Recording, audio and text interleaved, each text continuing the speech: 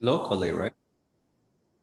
Ooh, shit, just agree. But those glasses, are they meant to kind of bring in the light from outside, or is that Probably. They Like, do a little bit, like you can see when the sun is shining through. no. The place we're staying now is like a small, kind of like a compound that a husband and wife team has built over a few decades, and he's an architect, so who knows? Maybe they also have a vineyard, so Yeah. maybe it's like wine bottles that they use to like christen the place, or like there could be some story. So yeah?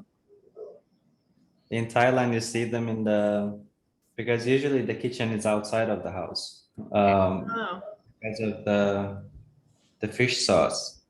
It's like, have you had you haven't been blessed. It smells like you want to jump out of your body. I mean, you know how, anyway, it's just very, very special smell. There is nothing like it, Very which is why it's only in Thailand. Yeah. And when you smell it, you get lifted. And that's why the kitchens are usually outside of the house. I didn't know And, that. I didn't know this. Yeah. Wait, that's why, because of the smell, not the heat? No, the smell. And most of the things are fried. So there's a lot of oil, there's a lot of just oil jumping around. Yeah. And so the kitchen is usually just something they build and then attach it to the house. So the walls are not, the walls are kind of, I wanted to say handmade, but everything's handmade. Yeah. Whatever. And then the roof, the ceiling is just it's just kind of a plastic, and then they put a bunch of these bottles inside it to bring the light in. Oh, interesting. Or glass bottles. I think this is just like a high-end version of that. Like, yeah. It must be. I mean, it's fine. I'll look at it. I mean, there's a big window right there, so there's plenty. Yeah. I don't know. Well, I think it's just a big window there, and then more windows. Yeah. Ooh. So it has that type of like we should record an album kind of a house feeling to it. Yeah, it's one of those. Like it. I mean, the whole property is super cool. Like you don't know that it's here. You go down this gravel road, and then you come over this rise, and the architect, he knew all this stuff, right? So he puts things everywhere, and you come over this rise, and then you go down this like sort of down into a canyon, and then there's all these buildings and trees and stuff down in there, and you drive through and up the other side to park on it. So like, and there's like greenhouses, and you know, there's dogs running around, and you know, it's picturesque. Very cool. Yeah. So it's very cool, and it has DSL internet. Yeah. I mean, it's the slowest internet I've been on in a while. We drove to like a town, Flagstaff, which is like a mountain skiing town, whatever. It's got a college up there. It's like an hour away from here. To like get a T-Mobile like 5G hotspot kind of thing to see if that helped at all. It does not. No 5G here. No. Well, so there's one sliver of it on my phone. If I stick it across the room and then piggyback on it, it's probably going to cost me $10,000 to have this call with you. Do you have unlimited data? I do. We'll cap it out, and then it won't give you 5G on hotspotting anymore. Oh. So yeah, I have no idea what it is anymore. So why? So the T-Mobile doesn't give you a sliver of. We can try it. It might be better than the other one, but I know this works, and we'll just do that for now. We'll try another one tomorrow. Anyhow, we've been doing a lot of that crap today. Driving around. Going to Best Buy, going to T-Mobile, you know. Yeah, going to stores. It's fun. I haven't bought anything in like, 6 months? I bought a pink hat. I'm going to look great. Nice. What? Yeah. I'm going to cover my ears. You haven't bought anything for 6 months? Not really. I mean, Books. He's books. been buying books. What else? That's it. I mean, no clothes, no shoes, no computer gear. I tried to buy a mouse, but then we went back to Las Vegas and I have a mouse in storage, so I got that. Returned the mouse. Computer gear. Like I don't. That's like a once a year kind of a thing. Yeah, I'm just saying that's the only other thing I would buy. So I Also, don't need a computer. car. She's got a car, so I use that one. Yeah, I mean, when we're living in a tiny space, there's just no room for anything. So That's like, good. everything, you know where Yeah. everything is. It's nice because you don't really think about shopping, and then Yeah. I don't know, like he was like really jonesing to buy something, so we went to all Need to kinds of buy weird something. stores. Like we went to like a hunting store because he's like, Oh, let's see yeah. what kind of fashion they got here. I'm like, okay. Nice. Um, I bought a what is it? It's like tree foliage, full print shirt so that I can blend in and not be Nice. It's one of those shopping spree where you go buy a bunch of stuff because your mood is just right, but you never wear them. I have No. so many of those choices in the house. Oh, you wear them actually? Nice. gonna have to, because like I don't have room for that. Like if I bring it with me, I wear it. So Nice. if I don't wear it, I'll give it to somebody on the street. But yeah, I know what you're Next. talking about. I used to do this. I used to do this too all the time, Yeah. especially like for home stuff. Like I'd buy little things for the house, Yeah. and then I used to have like a constant going back and forth because you have to return them because I'm like, I'm not going to use this. I never return anything. I just sell it, give it away. Yeah. In this place, we made a couple of bad choices. So we keep rotating them around the house until it goes to the storage room. Yeah. Yeah. And it lives in the storage room. Like a furniture or clothes. No, like no, whoa, like M has a lot of clothes, but then the influencer life, they get a bunch of stuff for free all the time, so they're just piling up all the time. It's annoying. She's here. What did you nice. do with all of it? She's gonna punch you in the throat. Yeah, right. She did actually. She's after the call.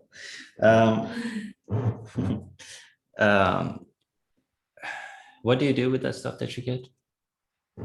No,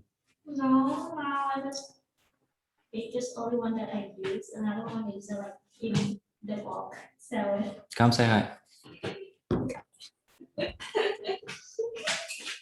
No. Yeah. hi, hi, how are you? Good. Well, How are you?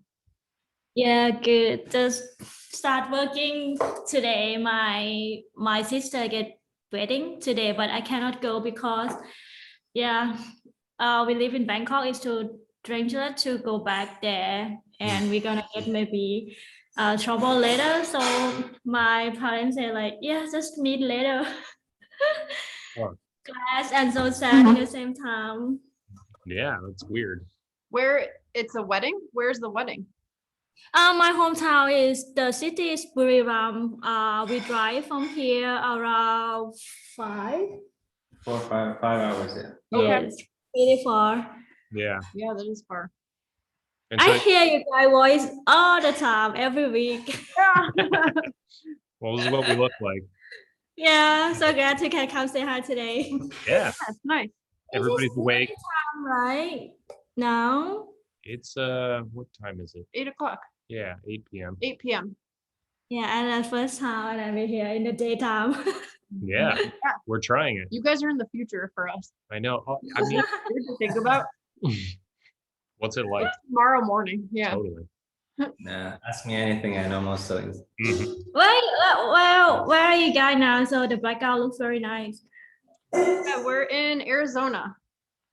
Aha. Yeah, desert, high desert. So it's like high elevation, like Yeah, not, 3,500 feet, which I don't know how many Mm. meters. Yeah. 1,000 meters, something like that. How was the weather there? Has a what? Weather, yeah. Weather? Yes. Yeah, it's It's hot here. hot. Yeah. Like, because there's heat waves all over the western side of the United States right now. Like everything's on fire everywhere. And here it's, I don't know what it is. It was like 96 Fahrenheit. I don't know what the calculation is. Oh, Kristen, last time we just watched the Matrix. So I Oh Me yeah, yeah. never watched the Matrix, and then I see the look like you so much, and I just thought it looked. I was just saying earlier, I like to think I look like Trinity now. It's funny. She was saying that we just hiked and she was talking about this. Yeah, it's like 36 degrees Celsius. 36. Wow, we top Thailand. Yeah. I mean, Really? Las Vegas, put in fucking Las Vegas. So we just came from Las Vegas. We were there for a week or something. 47 Celsius at the hottest. Yeah.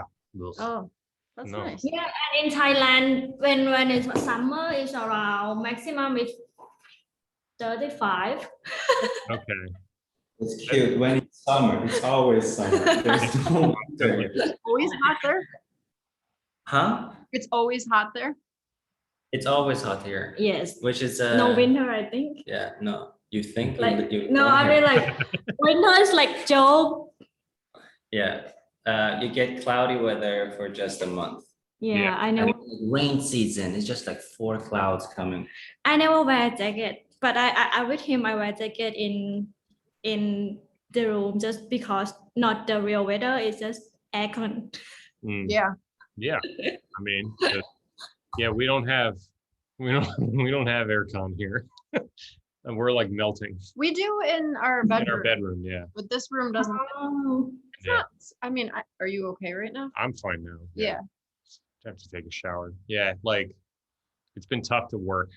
Well, I don't know. We'll see tomorrow. Yeah. It's the monsoon season here, so we'll probably get rain and thunderstorms. That'll be fun. Yeah. Yeah. Nice. I like Yeah, there's a bunch of thunder earlier, just like rolling across the valley. And because Dramatic. it's in a canyon, it like rumbles and like it's really cool. Yeah, it feels all big. It's loud. Yeah. We saw a tarantula. Oh yeah. Have you seen one of these? No, I don't Like even know. what the- it is. It's a spider that's like that big. They're just walking around. Dangerous? Spiders. Outside, yeah. Yeah, just hanging out. They're in the road. Yeah, we were driving in and Dave's like, I think I just saw a spider like the size of a dinner plate. And I was like, what? They're just walking around in the road. Like, and you're like, wow. I mean, like that big. Yeah. Yeah, big. That's big. No, thank you. I mean, they're kind of cool looking. They are. They're kind of furry. So they could be like a little animal. They could be like a little rodent. You can pet them. For sure. Yeah. People keep them as pets. They like crawl over them and Yeah. stuff. And it's gonna get bigger. I mean, I don't know. We don't know about that one. but- Maybe. I don't know what they Yeah, eat. that's Eat rodents probably. I don't know what they eat. Yeah. Probably other big bugs like grasshoppers and stuff. Yeah, that makes Rabbits. They eat rabbit. I don't know. sense. We'll have to research this. Anyhow. But yeah. all right. So I need to go work, so I'll leave you guys alone. So Okay. nice to meet you guys. Yeah. nice to meet it's you good too. meeting you. Finally. Have fun at work. See you later. Later. Bye. Thank you. Have a nice day. You too. You too. I'm actually gonna travel all the way to the other side of the table. All the way over to the other office. Yeah. Do you guys both work out of the house then?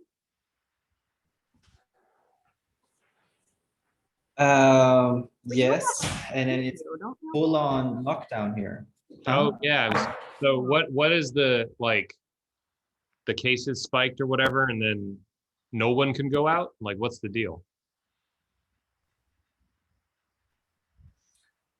They changed some stuff just today, so nothing is open other than hospitals and pharmacies. You can only go out if it's urgent. There is a curfew from, I think, 8 p.m. until 5 a.m. So nobody can absolutely be outside during that time. Shopping malls, everything is shut. And if anybody don't follow the rules, they need to pay 3,000 something USD, which is for some people a year salary. That's crazy. That's a lot. That they're just like trying to scare people, but it's political too because they are raising against the government here. There is a lot of protests even during the COVID because they are not happy with the decisions that the government here made, and they want them to resign. I have no idea. I don't know what's happening, but you know, let me see how many people died in Sweden and how many people died in Thailand, and they're freaking out here. Sweden death COVID. Sweden, like whatever. It just we can't really do anything about it. The week is gonna go. Wow. Do they Yeah, say that was their strategy from the beginning. do they say it though? They actually like people talk like that? What is it called? They call the Herd? herd. Yeah. Okay, 15,000, right? Can't trust the numbers in Thailand because they weren't even getting a COVID test wasn't free, so most people didn't. Yeah. And as soon as they're like, our tests are now free, everyone just rushed to the hospital to get the tests, and then it just spiked. So it was going on. It wasn't a new thing. It's just because they were measuring it then. Yeah. Fuck, is this correct? How many? No, it's total. I'm at 4 million. That can't be right. In total, by the way. In the world? Yeah. Yeah. And about 200 million cases.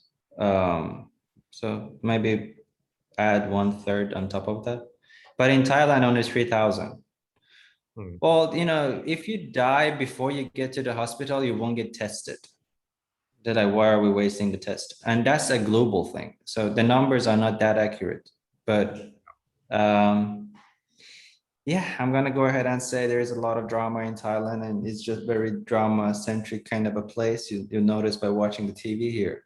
Yeah. So I don't think it's as bad as everybody makes it to be. But yeah, Europeans come here, they're like, it's chill. Let's do house parties. Yeah. But they're all freaking out. So what can you go get groceries? Yeah. Like, how does that work? Got coffee somehow. Yeah. Well, we have somebody bring us food and coffee in the morning. Maybe essential services like food and like I don't know what else. Yeah. During limited time, I think. Yeah. Otherwise, it's good. I'm so happy that I'm locked in. Like this happened when we moved here. Otherwise, in the old place, I would probably lose your yeah, right. It wasn't pretty small space compared to this one, and just nothing is going on. There is nothing you look at. This is like you can look at the water or the tree, like it moves. Yeah. Otherwise, there is no sign of life over there. Yeah. Yeah, that's right. hard. Yeah, I was just thinking like, so we were in Las Vegas, and there's a bunch of like weird places there we found, which was nice. Like there was a cafe that yeah, you sent me the message about doing homework or whatever. The like kids are doing homework in there, and there's this big Buddha. That's not normal in the United States, you know. There's or it wasn't Buddha, it was It's like a bodhisattva. Bodhisattva. It's some kind of god or goddess. Yeah, and figure. then they have like the person who made the restaurant. It's like in a strip mall, so it's like just in a residential part of Las Vegas. It's not a place that like tourists go. It's where people live there, and the place it's like in a neighborhood that it's kind of. I mean, maybe there's some art influence around there. There's like an art center nearby, but it's mostly like an old neighborhood in Las Vegas. So the houses are old. It's a weird spot for this thing. Yep. And it's like sort of like they're playing, like real like chill music, like with the stuff that they play on YouTube on loop, this kind of thing. So it's a good place to study, like kids go there. And then they have lots of little like Instagrammable influencer dishes, like a perfect avocado toast and like an egg salad, one of the Japanese style egg salad sandwich, it's all perfect and square or whatever. So this is and then French influence. They've got a bunch. They do high tea. Yeah, they do high tea service. So they got like the tiered like cakes dishes, or whatever. Yeah. Anyways, the whole point is that place is weird. We found this thing and it was nice to go there or whatever. It was near my brother's place. But there's like a lot of odd people coming in there, right? There's the usual people who like this atmosphere coming there for the gram or whatever it is.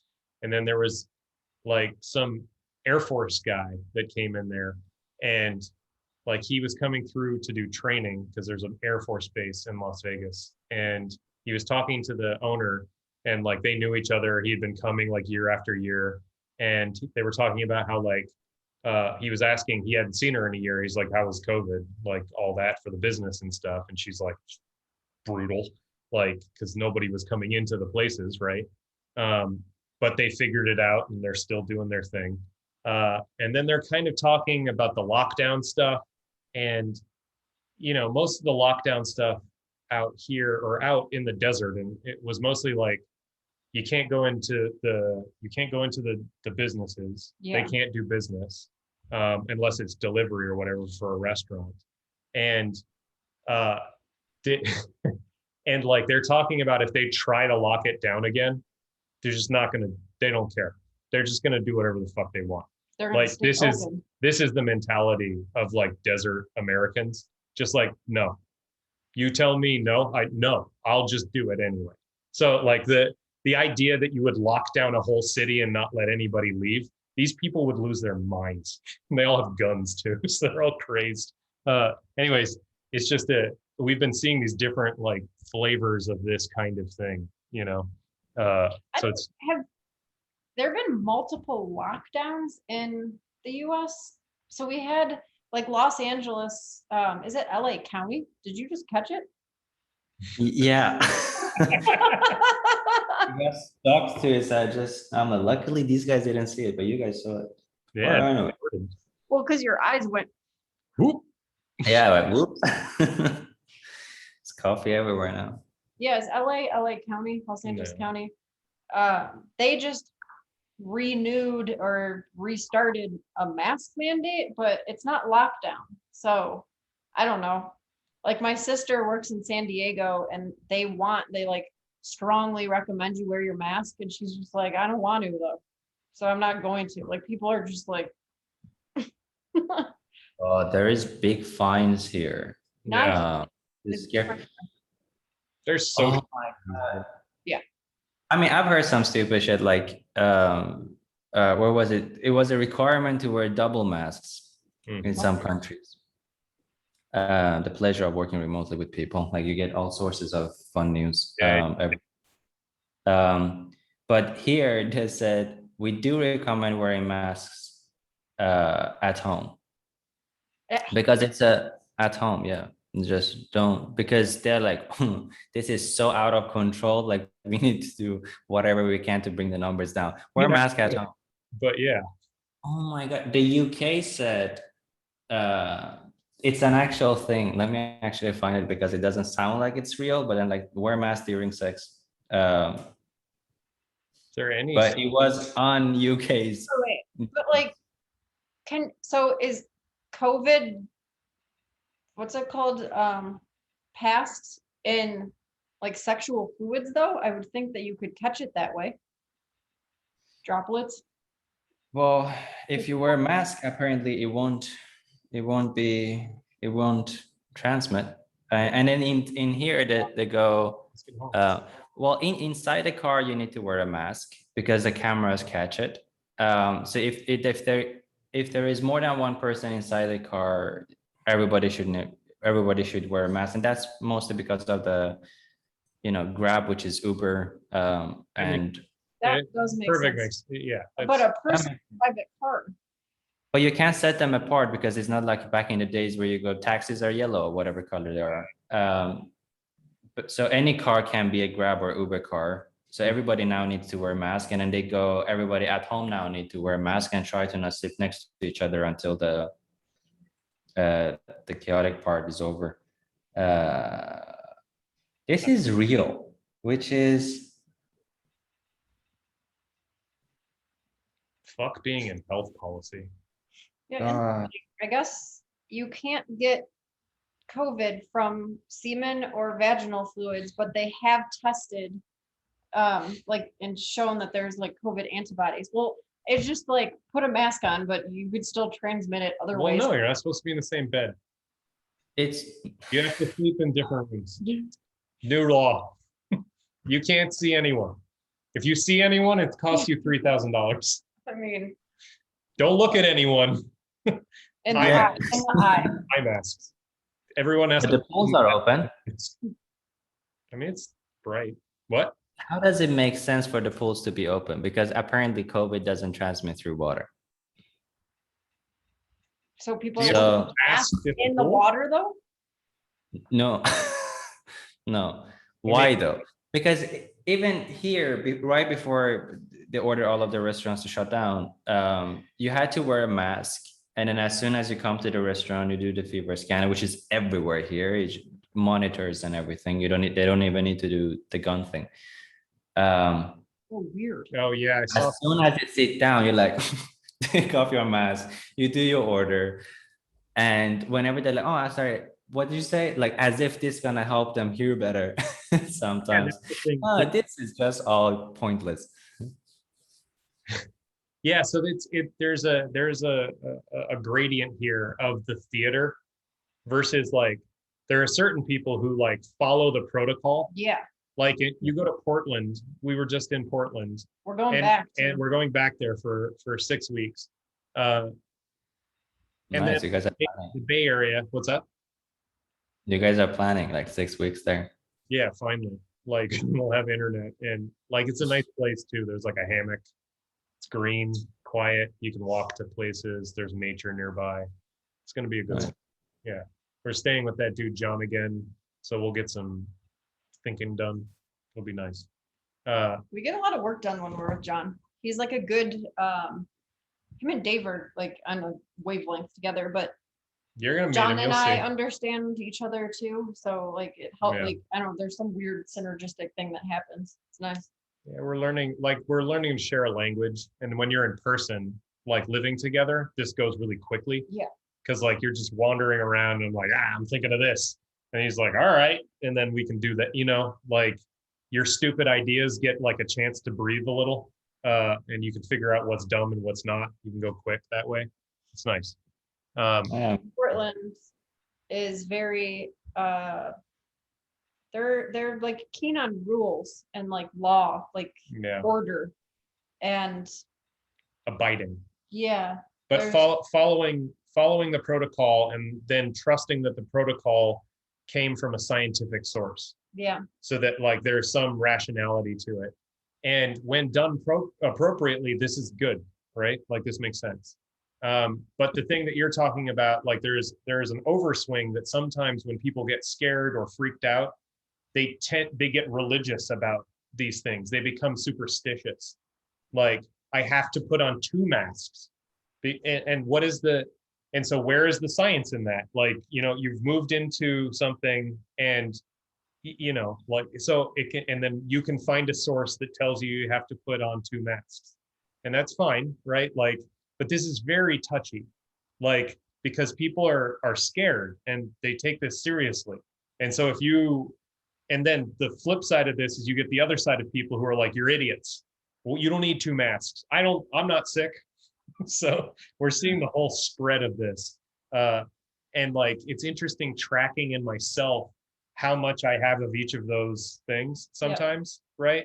Like, and how much the social aspect of this, like the pressure to do a thing that is Oh, it's irrational huge. is sometimes really hard for me to deal with, because I'm like, I agree with the baseline condition here, but what you're asking me to do is lunacy.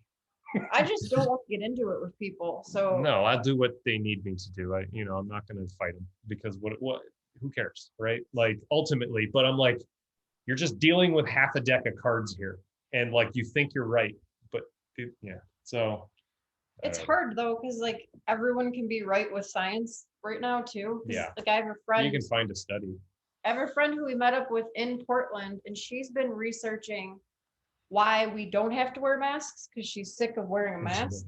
So she's got all this evidence that's like showing the likelihoods that you're going to catch COVID from someone, specifically like outdoors and like more open spaces. And she's just like, you're not going to catch it. So then she's like, I refuse to wear a mask now. And then in Portland, she would run into situations like indoors where, yeah, like manicure, pedicure. And they're like, you have to wear a mask. And she's like, I'm not going to get a manicure and pedicure then.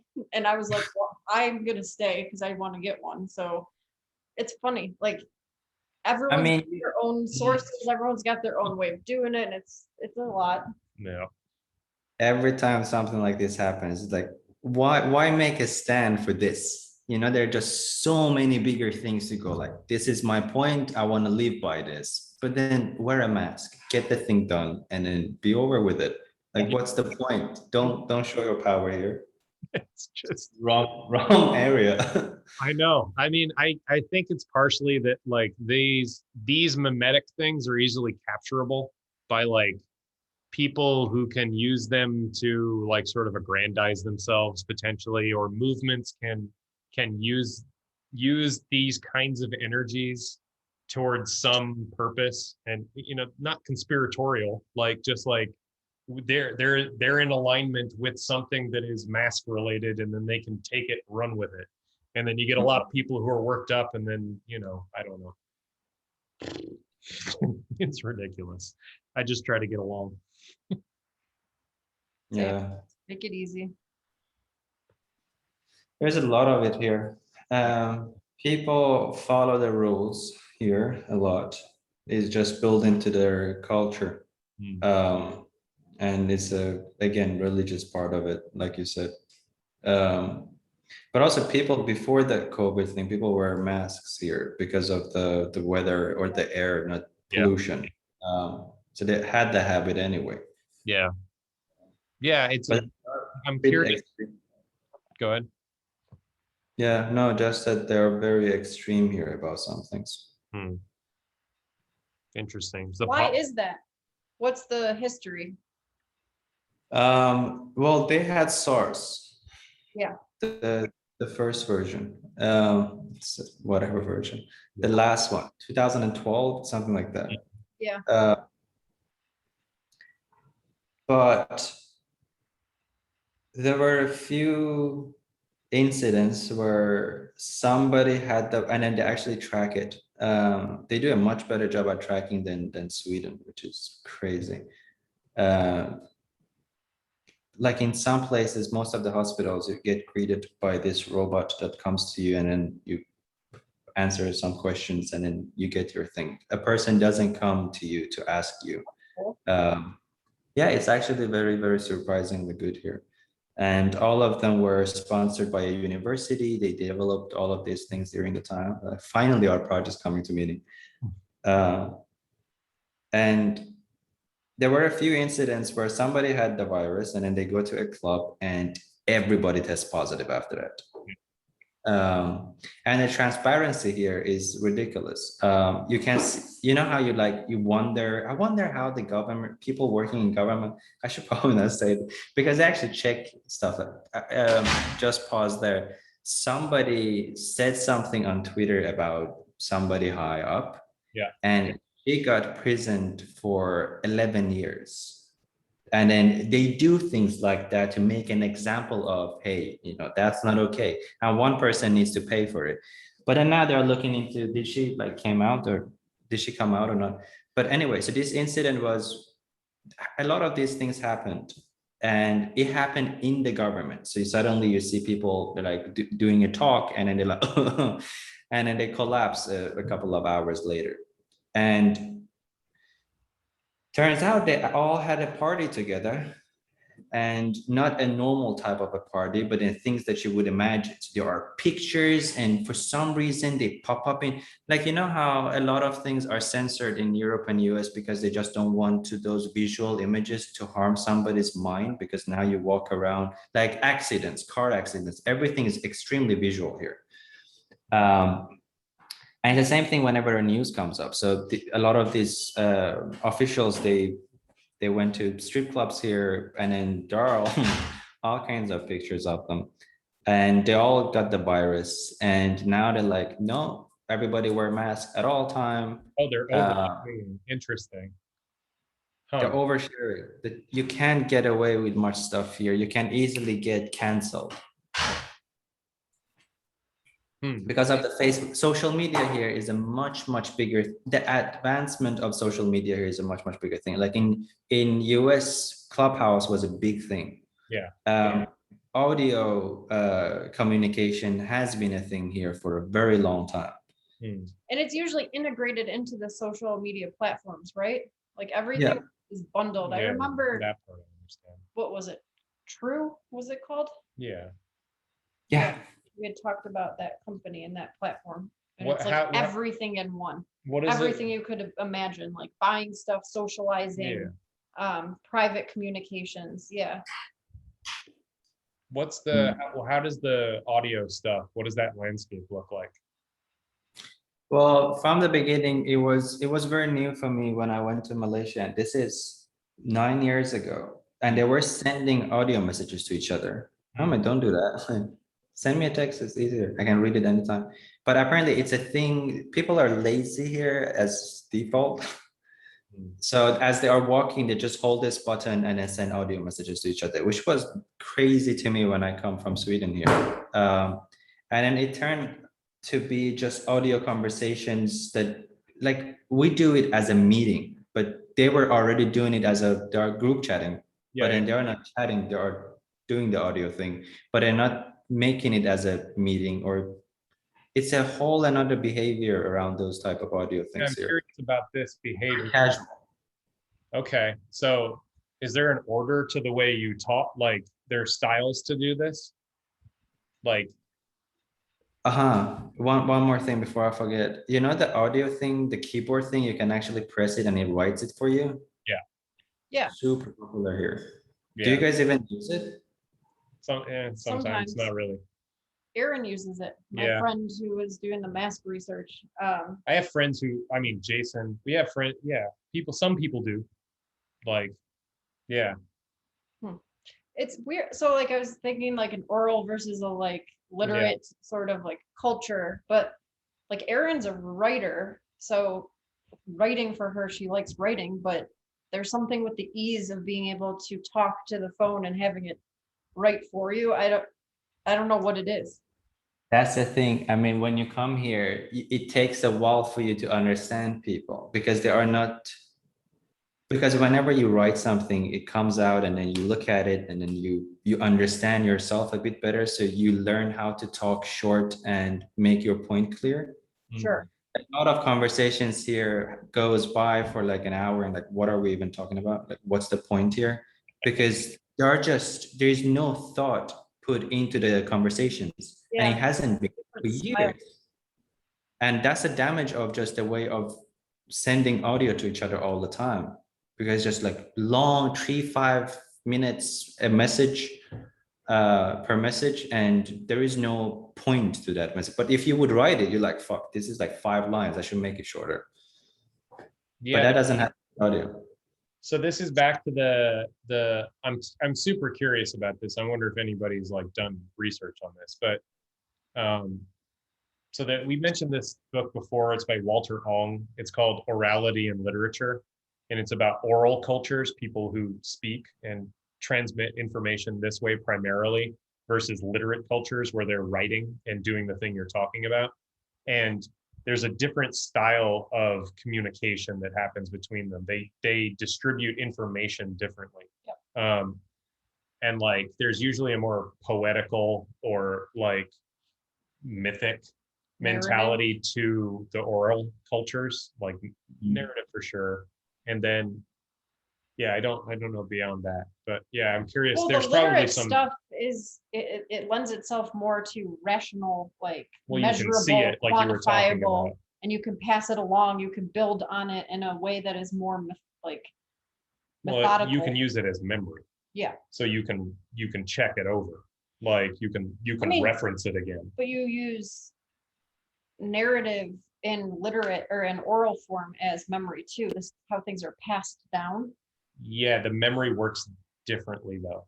But that's Like- it is a form of Yeah, memory. yeah, absolutely. So, It's just but a- they're different. Yeah. Yeah, there's a qualitative difference to the thing. Yeah. So, yeah, interesting. Well, the oral strikes me as more qualitative, whereas the literate strikes me as more quantitative. Yeah, sure. Yeah. They sort of lend. I mean, you can use both for both, but yeah. Yeah. So, like, what is it better at things? It must be. Like, there is something that if you do this practice and you are sending audio all the time, there must be some art to this, like some higher version of this. Have you seen anything like that? Like, I don't know what it would be. Like I women, just have a very difficult time making sense to people in here.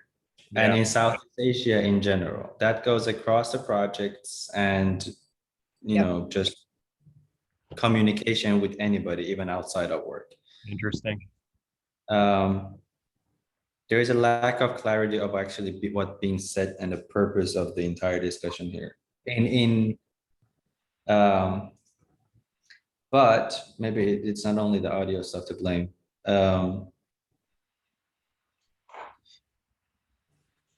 The laziness here is a thing. It kind of peaks in some countries. We had a lot more of it in Malaysia and then less of it in here. But it's not stupid laziness, more of a smart laziness where they're just trying to figure out the fastest or easiest way to get something done, Yeah, it's which clever. has something. Yeah. Conversations are a lot of things. Like if you just look at like how M uses her phone or how I'm using the phone is completely different. I guess multitasking here is better. I don't know. Now I'm just making a bunch of assumptions. Oh my, I don't know. Yeah. Like, yeah, it's interesting. Like, you know, because like I'm mostly around Americans using technology and like pretty saturated with it. And we, you know, the closest I went to a radically different culture was Mexico, but it was so close to the border that it's effectively the same thing. Yeah. Oh, one thing that I noticed is I'm still trying to figure out why, but the likelihood of a business, of a new thing to succeed here than anywhere compared to Europe and US, the likelihood of it to be a successful thing in Southeast Asia, especially in Thailand, is much, much higher. Because the openness to new ideas, like we have a lot of these tech in Europe and in Sweden, and I count Sweden as a place that I know well. Most of it is not being used, right? So people are still traveling with this card that I need to tap. All of the payments for a very long time being done on mobile in here. Yeah. So just scan and pay. And before that, they had most of the money in this mega apps are a thing here where you have Line, and Line is an entire thing. It's a workspace communication tool. It's a one-to-one group chat, and then there is a shopping in there. There's a lot of these things, and then it's a wallet as well. So people were paying for stuff in a bunch of places just using the Line. Yeah, Facebook's trying to do the same thing, but it doesn't. The like, it's something to do with like the individualist nature of Americans. They like having everything separate, and they, you know, like they don't share purchasing stuff. You know, I don't know. And then maybe this comes out in the app somehow. This is weird diagnosis. I don't know. Yeah. Yeah, and yeah, I mean, universities here are very, very different. People are not carrying this big bag. There is an iPad. And that blew my mind when I saw them, how they are studying. Yeah. So they're getting well, I'm not sure if all of the universities are doing, but I've been living very near to two universities here in Bangkok, and both of them, all of the students have this iPad, and the things that they are doing in the, just like making notes and doing their homework in there, and watching all of these videos. And this is before COVID happened. Yeah. They're much more ahead now that everything is shut. So they're like, no changes there. There's special software in there for that stuff. Do you know? No, They're that's just- the thing. yeah, it's ridiculous. I mean, everybody Taking needs bunch to of do this. together. It- Yeah. this is where it's, so this is all the tools for thought stuff. Like Yeah. the tools we're using right now are like fucking papyrus, digital papyrus. It's terrible. Like, yeah. So interesting. Huh. That's cool. Yeah, I mean, if you apply what we know about productivity and note taking and all of those things in tech, and then bring it to universities. Yeah. Why haven't we done this yet? Like, why, as a people, like, why has this been? The majority of the software has been for like for market Okay. stuff. Like it has been to finance, right? Like, or to sell things easily, or to move, and then we have like first generation stuff, but you have Microsoft, which is primarily concerned with like business activities. And then you have Apple, which is kind of concerned with like creative activities, and then like, whatever the hell else they're concerned with now, all kinds of stuff like business. It's a business machine, right? IBM is International Business Machines. There's no like academic force to, Yep. I mean, so you end up with innovation like this within companies. They probably, like Facebook probably has all kinds of crazy knowledge tools and stuff. And then government, central like intelligence agencies and militaries have like probably decent software to do this stuff. I don't know how well the actual interface works, but Yeah. systematically it's probably decent.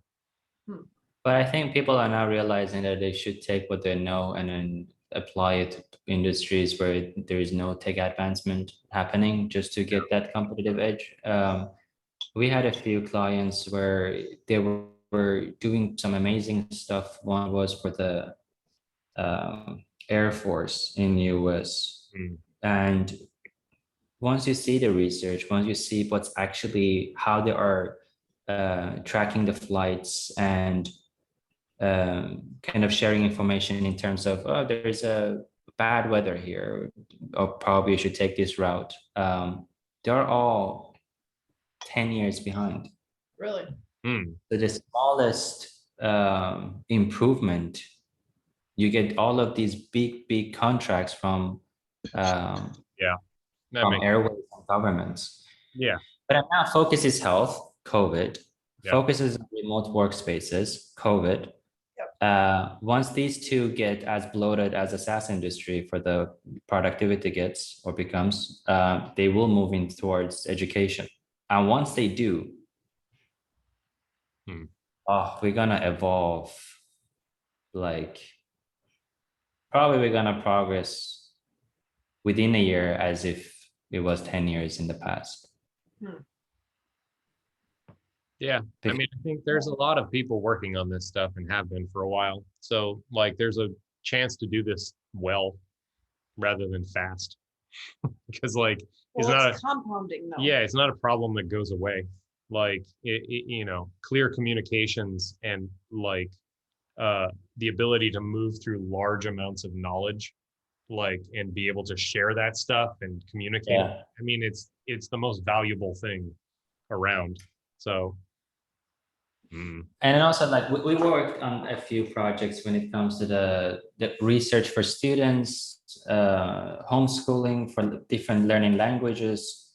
If you think governments are very difficult to reach, kind of make them understand what time it is. Educational systems are guarded by this very old way of thinking, because it will shatter everything that they know about the system. So it's very difficult to influence them or even just advise them or recommend them a new path.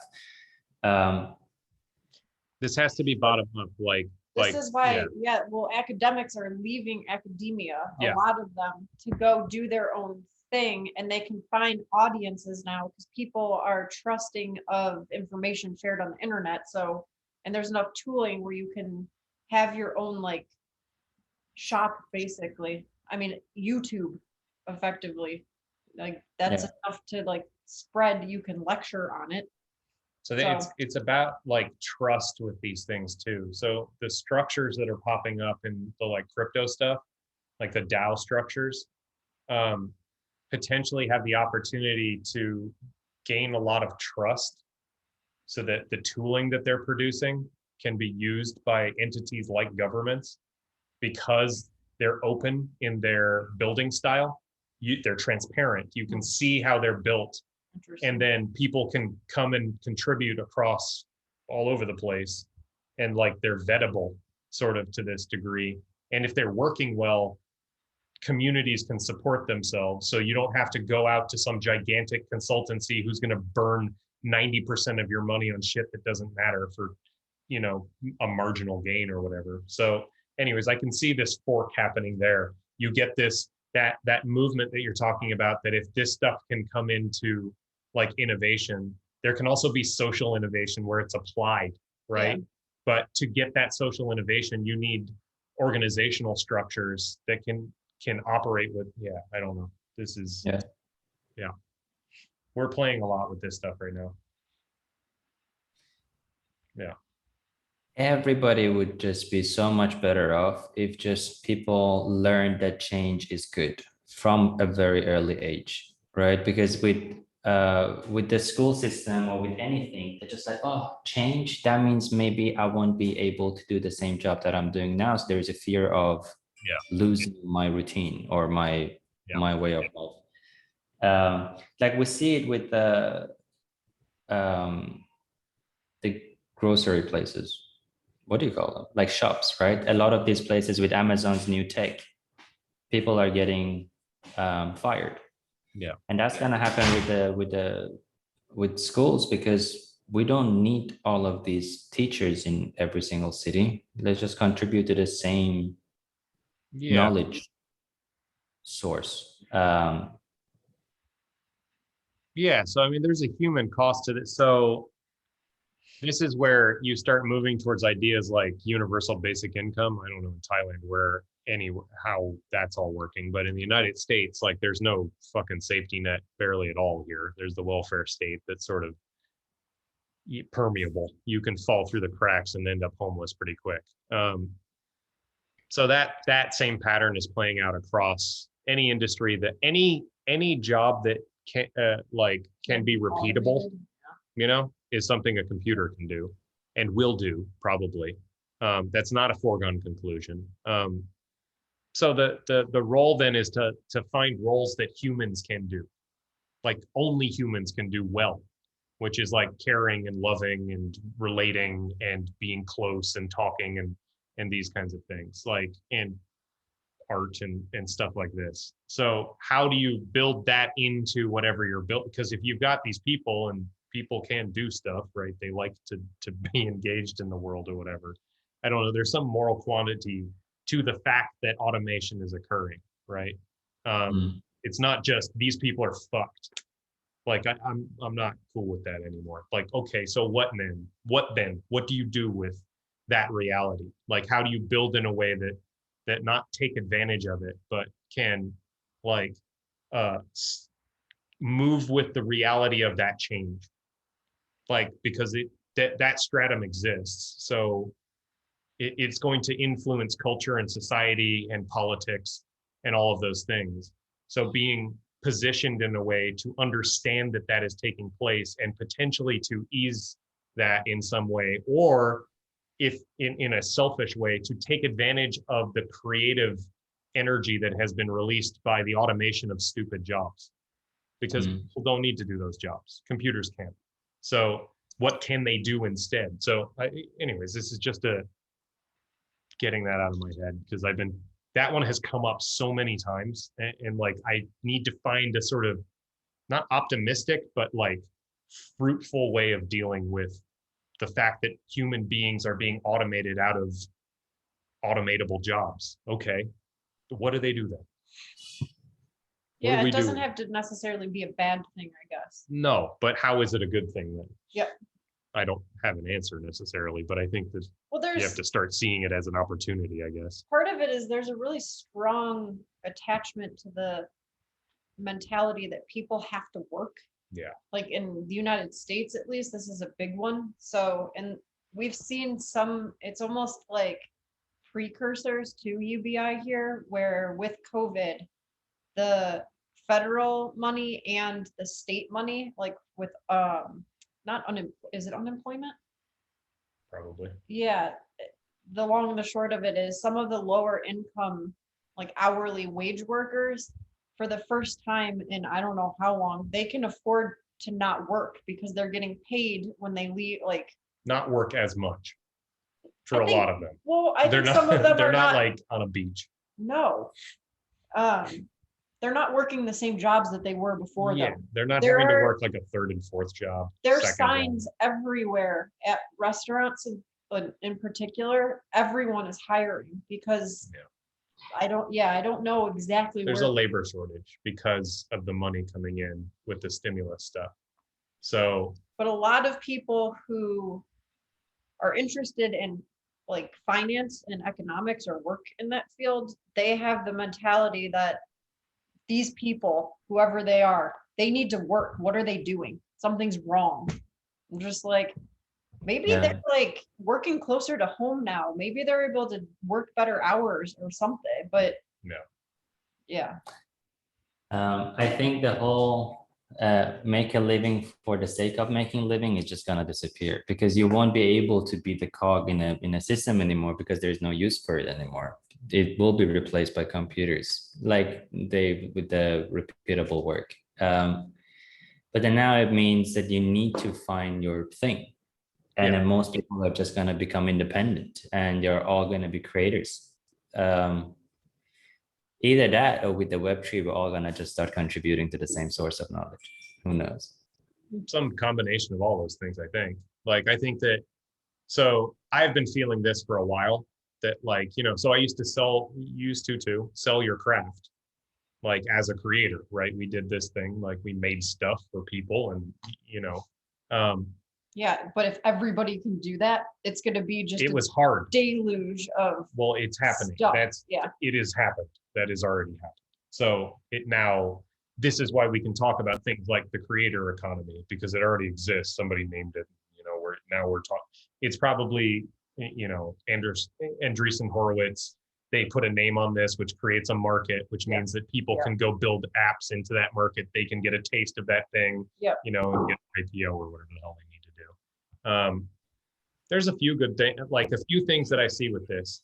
A bunch of people who are creative for a living are going to get rich, and they're rich in attention and they're rich in like finance. So they're going to want to do stuff with that. And some amount of those people are going to understand that being rich is stupid. It's useful, but it's not like a destination. Who cares, right? What do you do with yourself? What do you do with your time? Yeah. And then maybe that's It's a the good same mimetic. question, like that we're wrestling with. Like, Exactly. what do you do if you did have BI? Your basic needs are taken care of. What do you do then? So maybe they can build some things that people can do that can help help be in the world better, right? Like be able to express something that when you express it or when you activate it, when you work on something or you find some thing that is aligned with the kind of thing that you want to be in the world, like that is supported and encouraged in an environment because that's the kind of things that we want around. And then potentially the creator economy as it is, right? Whatever, more people making things as a byproduct of a way to be can remove themselves from the platform games, which are a fucking winner take all bullshit. And they can make some stuff for for other people so that we can do this stuff together. Because like, you don't need to be in competition. This is the economy part of it. It doesn't necessarily need to be zero sum all the time. So You still need to build an audience though, so that attention will remain. You need to get people's attention. Yeah, but the whole following it's nice with the whole thing you guys are working on, the relation thing. Yeah. Because whatever we talk about, we end up there. That might just be me staring.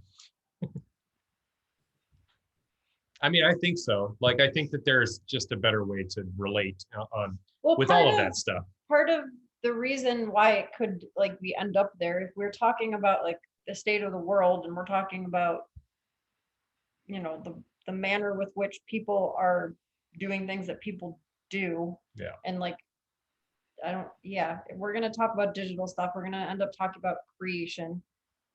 Everybody has tooling now to be able to do that. You can go buy an iPad, or a tablet. So what happens is you get just piles and piles of stuff. So what do you do with the stuff? Some of it's useful. Yeah. Some of it's not. Some of it's useful to some people, some of it's not to other people. So like, it's all contextual relational. Like, how do you relate to it? How do you relate to So it? this How does that group? How does that group? Yeah. And then what do we do with it? Like, how do these things relate in relationship to this other group of things? So because there's so much stuff now, you have to like order it. There's an abundance of information. It's waste management. Didn't we talk about that before? Thing. Oh yeah, waste space. That's funny because we're actually close to the place where we first hatched that idea. Yeah. Flagstaff. We're back That's in true. Arizona. When you go to Arizona, you end up talking about garbage. Evidently. Yeah, I mean, so that points to another like sort of opportunity thing, right? Like, more people than ever are going to be making things like professionally, right? Like, all of those words can be unpacked and whatever else, but like, and you can call that Professionally and like creatively, right? As a form of expression. They don't need to do it for work. Sure. Because maybe they don't have work now. It is their work. Sure. That's the point I'm making. Professionally, they are going to be making things in relationship to audiences and markets and for brands and other entities that are going to pop up in this economy. Not necessarily for market though. Primarily, that is what it's going to be. So what's happening is, as more and more people are going to interact with the market, because that is the predominant method of interaction. So a lot of people are being, and social media and social networks, right? Like in TikTok, they're going in there and they're playing an entertainment game, because if you win the entertainment game, you get famous and you make money, right? Where does like personal development though and understanding of self come in here? I'm not Yeah. like, Yeah. so right now what I'm saying is there are a ton of people who are learning the skills of making things, and that is going to produce giant piles of stuff. Sure. Right.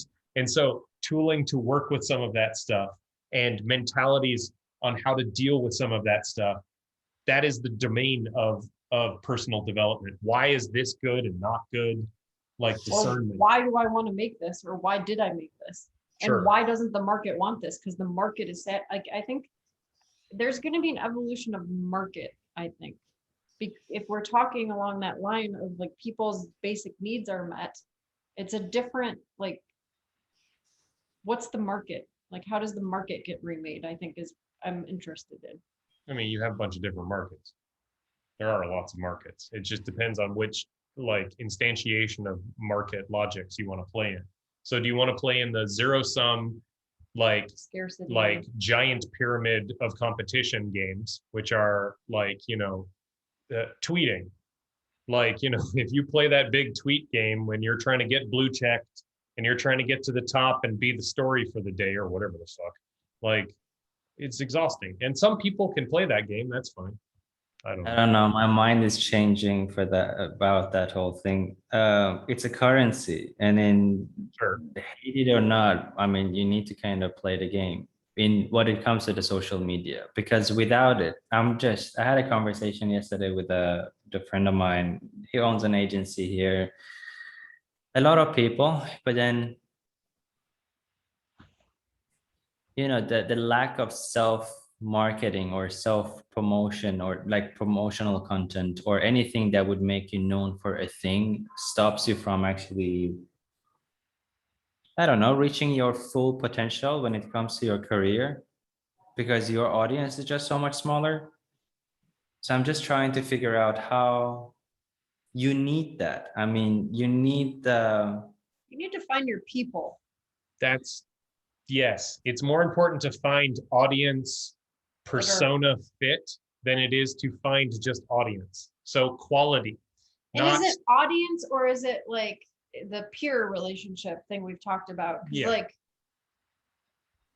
yeah, I you was don't, headed in that direction. Like, so you don't necessarily need people to follow you and buy your Yeah. stuff, especially if we have UBI, let's like operate in that space, but you do need people to join you on your journey and help, yeah, help you grow as you help them grow. And they're all these like interconnected dependencies of growth, basically.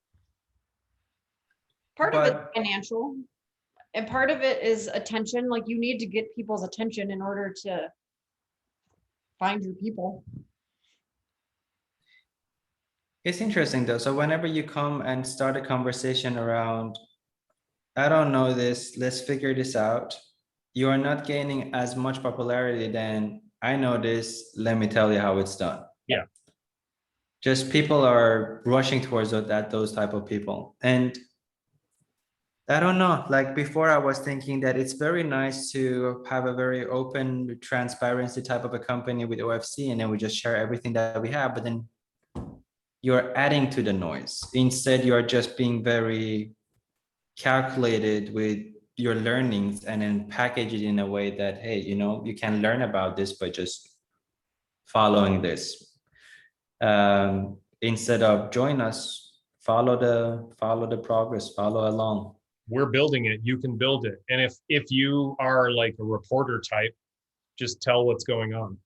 And then people will read that. And then you get another person who's like, that's not how that's going on. This is how it is. And then you have different perspectives then. And then people from the outside can then read these lay things and then they can go find out for themselves because the code is right there. The communications are right there. Go watch a video. This is where that thing was said. You know, if you have a relatable thing, you can like pull out that snippet of video and say like, this is why this is true. Because it was said in like minute, whatever the hell in the video with the three of us. And then we went and built on top of it. There's a proposal that got made. You can go read how the proposal got made, right? Then you can see how it was taken and then built into something. Like all of that's available. And if you do it in bad faith, it's a bad project and people will they'll see it.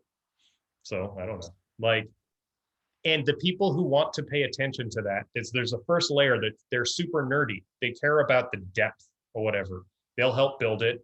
Then at some point you'll get people who come in who find this thing cool, but aren't super technical.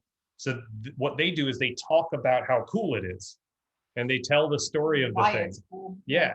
And then you get other people who can come in and play different roles in that. And then this is where you have a scene potentially. And there might be an audience, and ideally if the relationship to the audience and the relationship to the scene is like, you can join, just come and do some stuff. There's all this stuff to do. Here's a proposal. I propose you do all this stuff. So like, and there, you know, there's these lists of things that are popping up and factions sort of form and groups and working groups around certain mentalities. We're talking about like forming like for the one that we're doing, like an instantiation, a specific instantiation, like there isn't a need for design, the philosophy, the understanding, like how you approach design within a system like this. I don't have the answer to that. I have some answers to that. I have some directional understanding, but like I need other people to talk to, and we need to like, no, that's how it should, you know, you have frictions and you work out what is best suited to the environment, and then you propose it. And the proposal of like a design system that works like this. And then if it's a good proposal, people will build it. You don't have to hire them to build it. They'll be like, this is cool, I'm going to build it. And then it exists. And then you change this is how that stuff is building. And then you can go see how it all happened and who did it. So you can trust it to the degree that that's possible. Anyways, that's my idealistic. I still think that the attention economy comes into play here. Sure, it will interact with that attention economy, but it's healthy. The whole thing is healthy. hey, let's make a joke and put it out in the Well, world. there's more to it than the attention economy. There's another The economy. attention economy is just a screen to put stuff on sometimes because you want to get some type of attention. Because maybe there are people in the attention Well, it's a economy you don't know about serendipity this thing yet. generator. Yeah. Like, but there should be a healthy relationship between the entity that is doing this work because it's fulfilled and this megaphone, this broadcast system, right? That like you can play a role with that. Mhm. Like you can do it in a healthy way. Like there are artists and stuff that can manage to do this. Mhm. It's rare though, but if you have a community of practice that like knows what it's doing, then work with all of these economies. They're necessary for the thing to be sustainable. See, it's nighttime and I can still rant about all kinds of stupid shit.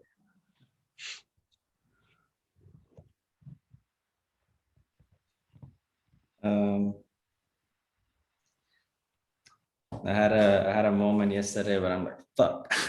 You know how you kind of reach your maximum from like the stupidest thing and then you just lose it. I lost it for like probably 10 minutes, 20 minutes. And I'm like, my biggest frustration right now is just not being able to understand.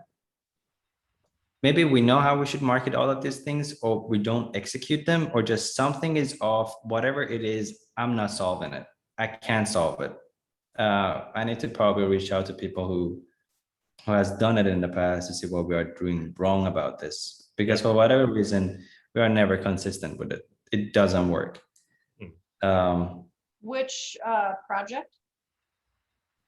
All projects like OFC, 3drops, the lack of marketing and all of the things that we are doing. Like anything that reaches out to us, any projects that we get is a result of word of mouth, which is not the smartest thing. It's not a sign of kind of something to be proud of. I used to be proud, like we get clients from word of mouth. Imagine the limitations of access that you currently have. You could probably work on so many better projects. You could have much more options and choices. But then now you are saying it's better to get clients through work. I mean, I'm not complaining. I'm just saying that we are probably reaching 1% of where we should actually be able to reach. But Is it with good? our experience. Is it a good fit with the clients that you do get? Yes. I mean, we take every single one that reaches out and we have a call with them. You're That's good actually at that. Do that. Make the word of mouth higher quality. what? Make How? word of mouth, like the word of mouth that you're good at this. Like I prefer to get business that way. Because typically when it's loud and you get lots of inbounds, whatever, that's my personal preference. Sometimes it's good to do that. Like if you have something, but most of it is trash and you have to work through all the trash. There are people who are good at that kind of thing, and that's great. If you want to get good at that, there's a whole skill set there. But what you are good at is like doing work for people and then they tell their friends about it, right? It's very like SaaS didn't grow that way, but I don't know, what else we messed up there. But with 3drops, it's very easy. So we go minimum 120K. Yes or no? No. Okay, lend me your budget. I recommend you to somebody good within your budget. Yeah. And they usually come back when they have the budget, years later. Because you're doing good business, hands-on. You're talking to them, you're telling them what you do, what other people do, that there's a market here. You're helping them move through the market. You're a trusted source. They will come back to you because you've done good by them. If you continue to do this and you do work of a type, like you can start to find your way into places where you would like to do work. Like if you're good at this, like you can move through markets and find pockets of markets this way. So what you're saying is you would like people reaching out to you with market opportunity. Like I'm trying to understand what you're looking for here. More reach in order to find my peers. I think that's the only way to find it. I'm not reaching enough in order to realize, like, here's something that we are pushing out today. Later today, the real content is not in here, but well, that was on a link. Let me send you the link. Do you want to walk us through it? Yeah, just show us. That'd be good. Yeah, okay. Remember the whole startup studio in Thailand thing? Yeah. Backed by enterprises? Well, we're making progress. Cool. Share this. Actually, I hate Chrome. Let me open up in Safari. I hate Chrome too. Oh, thank you. I'm alone in this. Now there is one more person. Everybody's on Chrome. What happened? I don't use it. It's the most convenient. It has the most tools. It uses so much computer power to run. That's why I don't like it.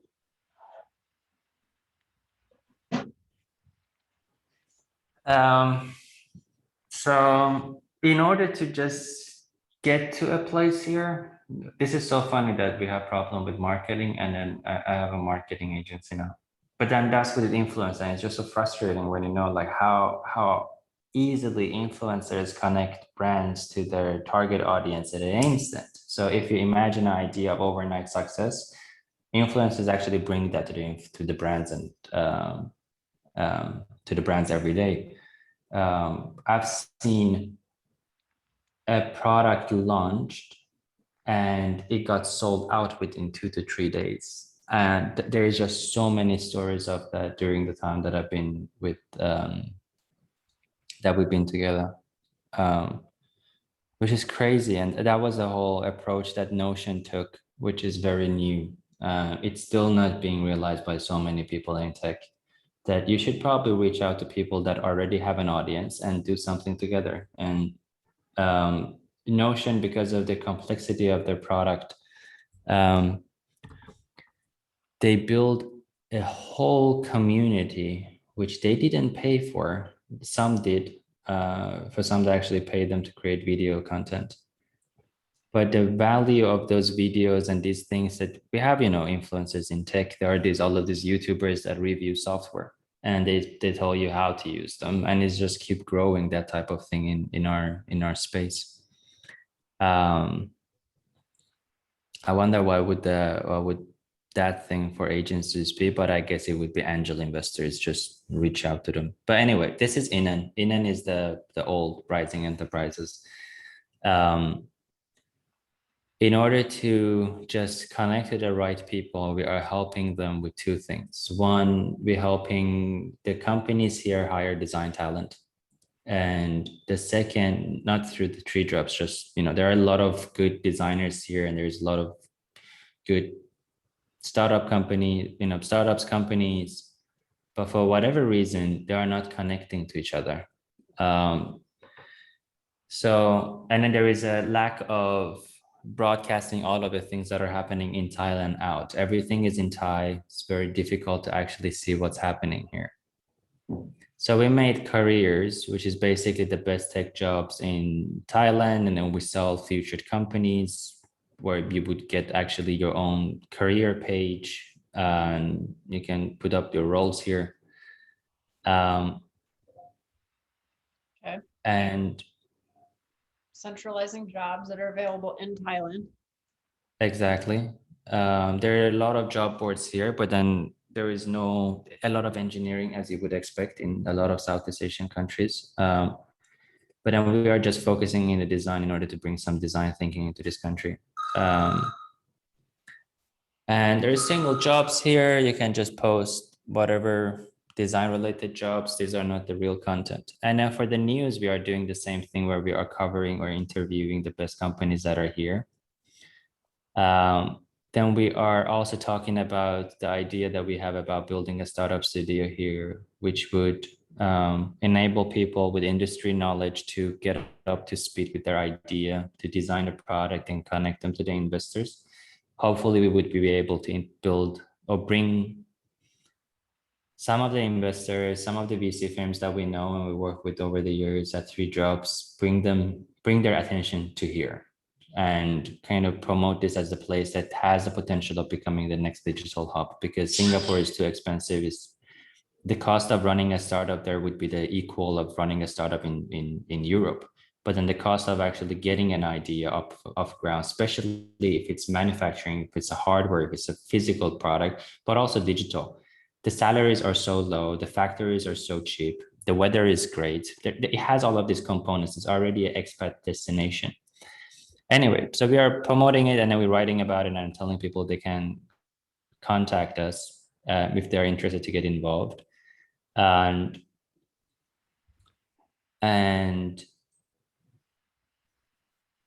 what I'm gonna start doing the two type of format of content for the news. One is just we are starting with just making all of the resources available. Like here are all of the top startups in here. Here are all of the angel investors you should know about, VCs that you should know about. So it becomes a center of where you would go to understand who you should talk to about what. So that's there. Then we're going to start interviewing some of these people. But then third, which is good because now COVID, everything is locked down, is that we're going to do calls and put them online where we are talking about different type of challenges that startups are facing in here, specifically in Thailand, which are mostly centered around the lack of design, which kind of blocks them from reaching outside of Thailand. Okay, so design is like the thing you're hitting hardest, yeah? Yeah, with Inen very much, because that's the only thing new that I can bring in here. And that was the whole need for all of the conversations that I've been involved in Thailand. And community around that, right? Like Sure, but the, design is the central pillar of the thing. So like, and specific Thailand, right? So yeah, I mean, product design, just being able to how to get a startup off the ground or build, because the development work, how they are building products is very, very different. yeah, It's very slow. It's not the way that we build. so you're trying to bring in a new way of building and designing to Thailand. you're introducing a methodology, like, and this is already taking place. And you see this as happening, or you are seeding this, like, because you're saying you're interviewing people. Who are the people you're interviewing? Just startup founders, agency owners, and In Thailand, or Yeah. no, only in Thailand. Yeah, with the goal of just making this place known for more than just a good holiday destination. Yep. okay, so it's like a, yeah, it's interesting. So it's It's like a government is doing like a what do they call those things? yeah, I know A exactly. public service. What is it? Yeah, Announcement. It's not But it's a that. cool version of that. It's Yeah. like Yeah. showcasing the potential of the place. Like, Because the only thing that actually makes this place not competitive to other spaces is just there is no design. And because there is no design, you are not seeing all of the great things that are actually happening here. Design came to Singapore, and that's the only reason for Singapore becoming a hot place for startups now. Otherwise, the same tech is here. The same resources are here, but cheaper and better. And cheaper is not a low, bad quality kind of a thing. The cost of living here. they're affordable. Not cheaper, they're affordable. Yeah, affordable. That's a better, it helps in your pitch. Like, Yeah. you know, yeah. Well, cheap is cheap. Like it's Yeah, it has a range. yeah. Like, the talent here is affordable. You know Yeah. what it means. Okay. And my entry point and the only thing that I can uniquely offer is design. So because we were thinking about if you're a destination for news of tech, and if you're a destination of where you go and hire people or connect you to the talent, then we become the place where conversations, anything startup related or tech related would happen with the platform. But then we cannot really offer much with the engineering help because there are a lot of other companies are doing that. Hiring agencies, a lot of companies are hiring agents, recruitment agencies to go find them engineering talent. The only thing that we can add and be unique about it, and the only real value would be our ability to spot designers or these type of talents and then connect them to the enterprises or startups. So if you're trying to start a design scene, like you've got to include other people, like they got to build it with you. So yeah, like how Are there, well, Is- you can't do events right now. no, that sucks. So yeah, and how is Inen in relationship to that? Like, are you like, I'm trying to figure out the, Community layer? yeah, like, are you offering like something to a community that they could develop themselves? Are you developing the community yourself and then you're going to be a gatekeeper for that community? Like, how do you see that work? We know a lot of, because of the communities are now being all scattered in bunch of smaller communities in Facebook, Line, whatever. But we know all of these places. Yeah. And we are trying to offer them a home to showcase their work. So we design with all of the companies we've already reached out, and then we took all of their design jobs. And then we are posting this Okay. thing that we are building to all of these design communities, and we are taking all of the designers out to here. And just making minimum kind of revenue for this to cover our costs. We are selling this to companies to, if you're looking for a designer, we could actually connect you with the right one. If you hire that person, we'll get paid. Yeah. With the news, it's just a matter, we have to kind of own the conversation in order to become the gatekeeper of So you anything design related. okay. So you want to be a destination. You are planting a flag in design in Thailand. Yes. Okay. Yes, So, because there is none, absolutely zero. yeah, I get it. So, yeah, so it's like Thailand Design Hub is what this is. Like, okay. What's the name Inen? What does it mean? Well, not design hub, but a startup hub, because there is no tech startup active scene here. There is one unicorn here, and there is a couple of okay-ish startups here. The tech is great. The design is horrible, which makes them not reach the VCs in Europe or US or become a thing. They have the potential of having customers everywhere, but they are limited by because of their design to this.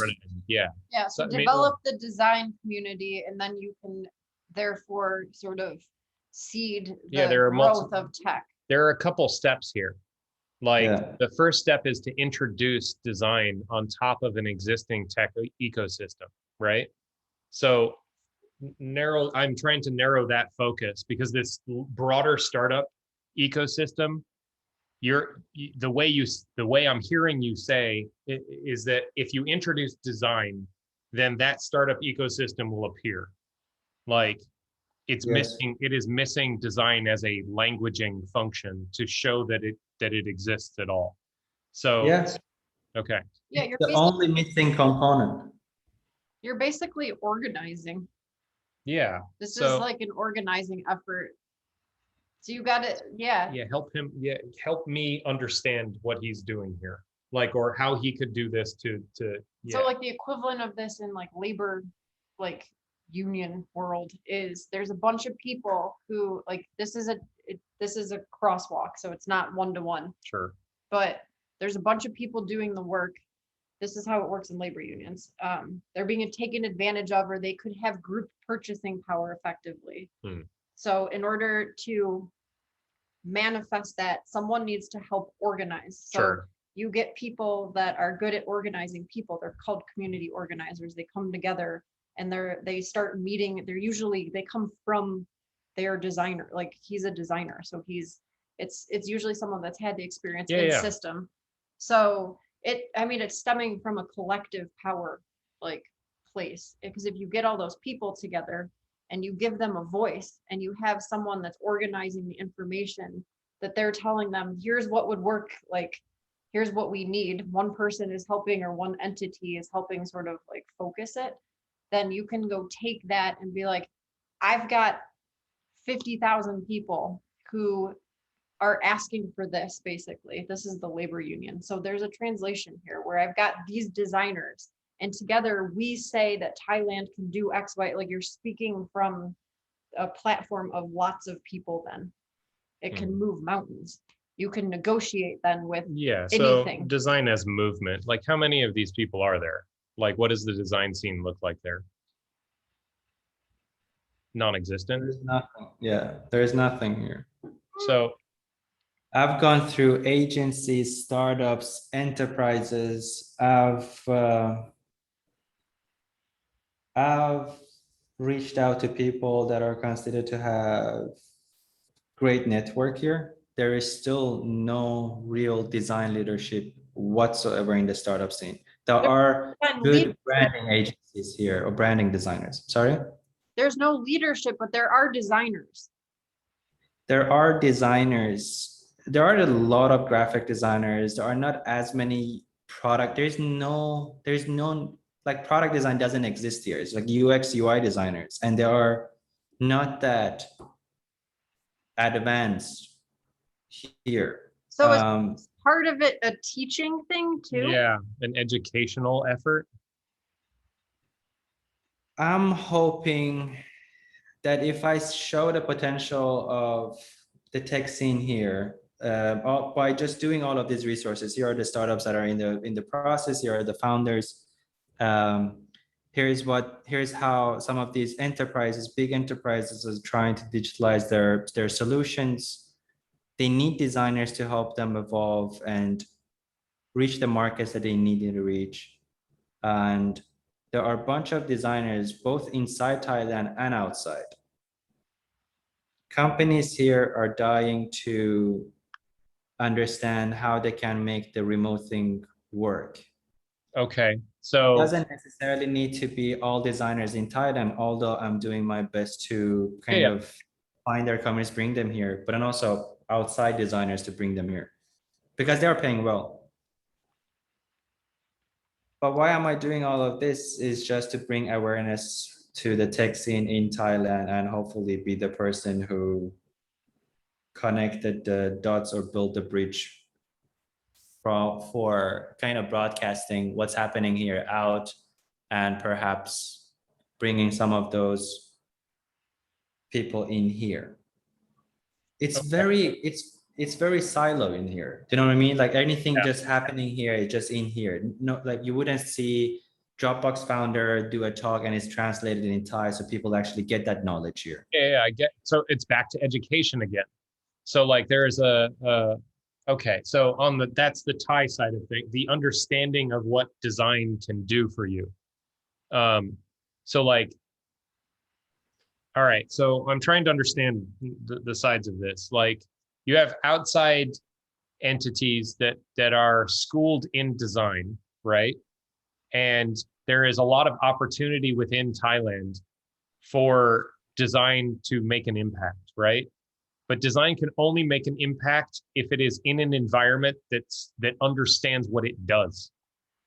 Because if you try to push design up on a system that doesn't get what it does, the system will buck it off. It'll just it'll fuck you. I don't want you, right?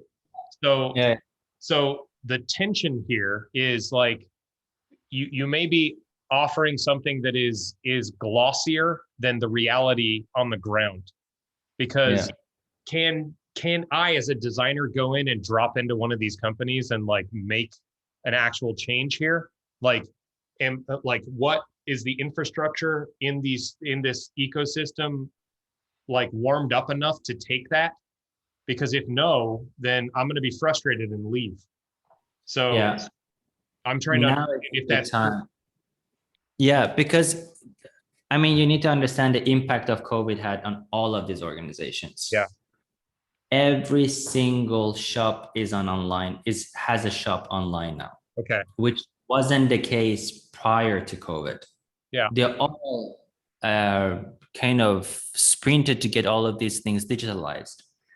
And that went through all of the layers of the organization, all the way up to the leadership to understand we need design in order to stand out online. We need to be online. That's the future of business. That's there, right? Okay. Yeah.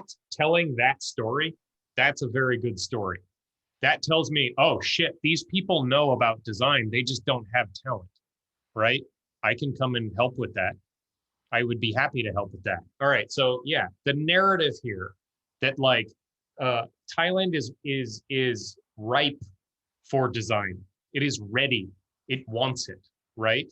Like this is, Thailand is inviting designers. I am helping invite designers to Thailand because Thailand needs them. And I know this, they know this, but they don't know any designers. So like you can introduce the two, right? Like you're a conduit for that. You're offering services on that front. Like this is just this is how I feel it currently. I don't know if that helps at all.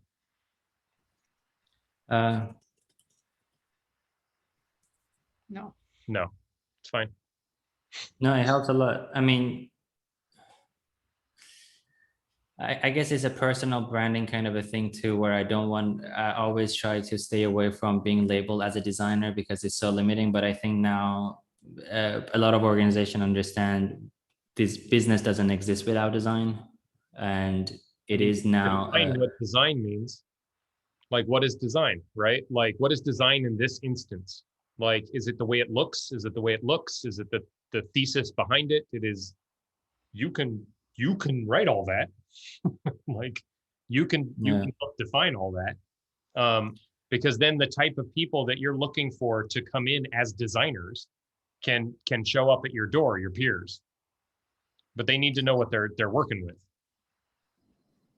All right, so Thailand is ready for designers. I'm inviting designers to here to help the startups here look a bit more appealing for the VCs to actually invest here.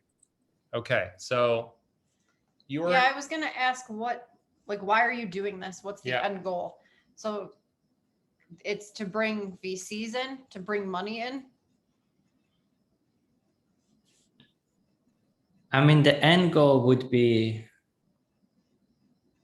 making this the startup paradise. A lot of freelancers and a lot of people that know how to build startups are already here, but then they treat this as a place where they get their startups up and running and they leave and establish the organizations outside because of the lack of processes needed in order to register their companies, making it a bit easier for them to function.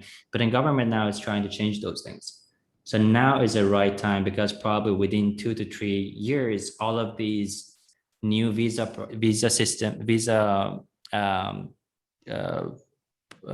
I don't know, highways are going to be built because now they have a smart visa for entrepreneurs. The costs are getting low of registering a company. Slowly you would be able to register a company as a foreigner by yourself.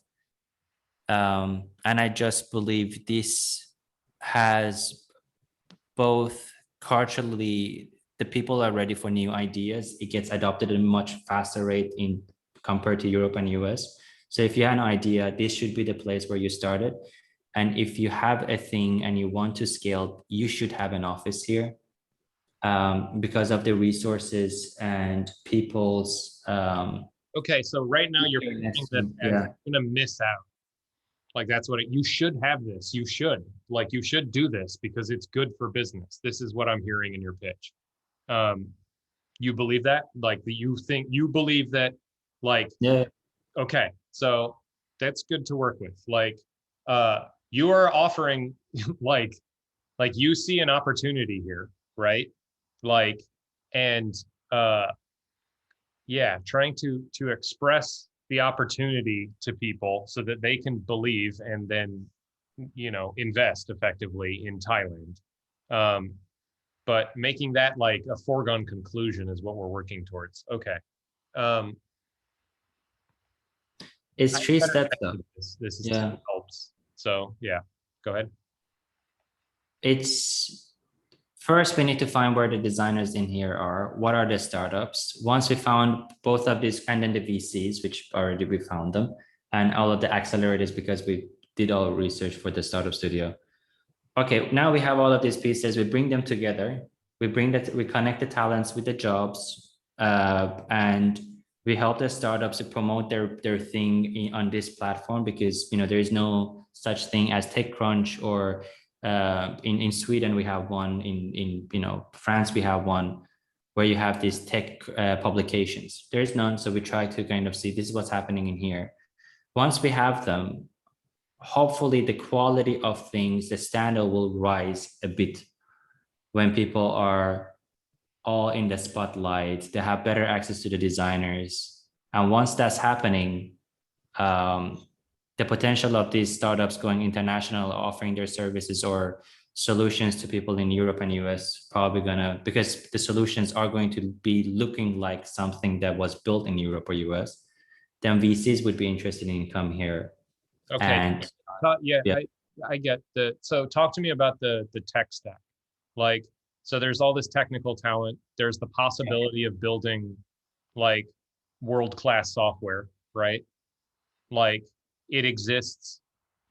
Like the infrastructure. Talk to me about how you know this and what's going on there. Like how I know what about what are the how have you seen that this technical stuff is like? You've seen like them output certain types of things. Like what help me understand what is happening in the like sort of technical aspect of this. Like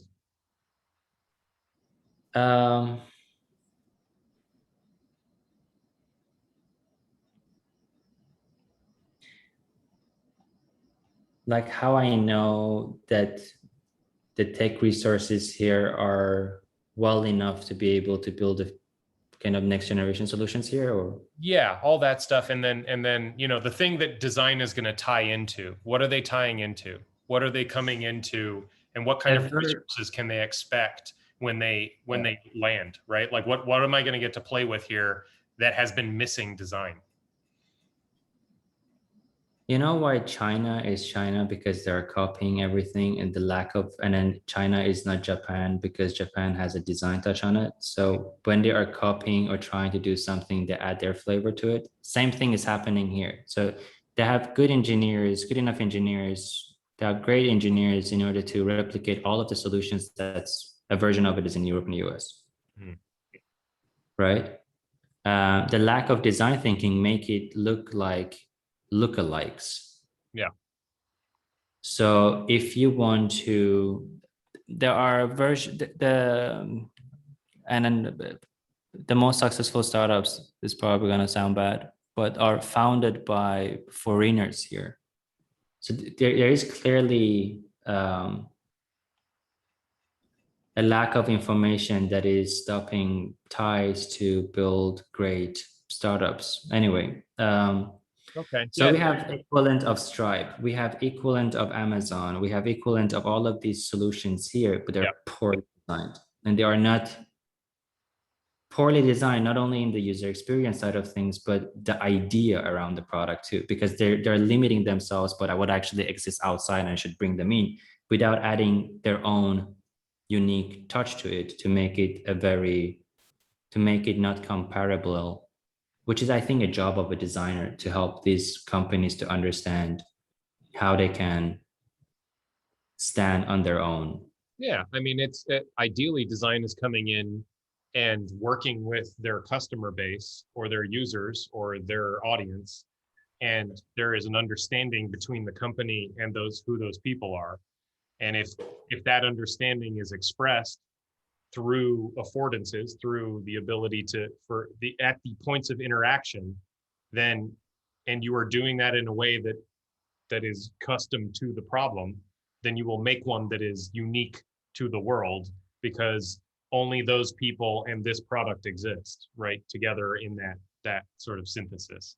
So if you were pulling it off the shelf, then that was designed for some other people, some other place, And sometimes that can work. There are heuristics that work across whatever, but you're suggesting that there can be like a school of Thai design that fits into the engineering talent and the business talent and all of that stuff that exists in the country that can be uniquely Thailand, right? Like services that could like yeah. Okay. Making sense. Yeah. Yeah, I mean, this is a big, I mean, there's like a lot of design fiction here. There's like, give me the fucking dream, right? Does this thing give me the dream? The new digital gravity in Thailand? Does that sell the dream to you? Like right now? And if you put it out there and people come back and they're like, I don't know. Like you'll know, Yeah. right? So you're selling a fucking dream. You are trying to make a paradise. Show me a paradise. Does this look like a paradise? This is fucking Legos on a screen. It's beautiful. This is beautiful, but this is not a paradise. Just saying. Yeah. I don't know what the paradise looks like. You're there. Like who can bring this thing to life? Who can you work with to take this dream and bring it forward, right? Like you have the pieces, but like, is there artistry that needs to come forward here, right? Like, is there some other, I don't know. I don't have the answer, but like, I'm trying to push on what might be giving you frustrations here. I think the lack of clear communication of how all of these components are necessary, like the careers in news and in studio, to bring more awareness around the missing piece, which is the design in here. With the design stuff of the Inen, it needs to be young and go against what the design language here is, but they are moving towards a new kind of a new design language here. But before it was very much like products that you would expect from China, spammy, very busy. Yeah. But then now every update that goes into these products that are built in Thailand are getting cleaner and lighter as we go.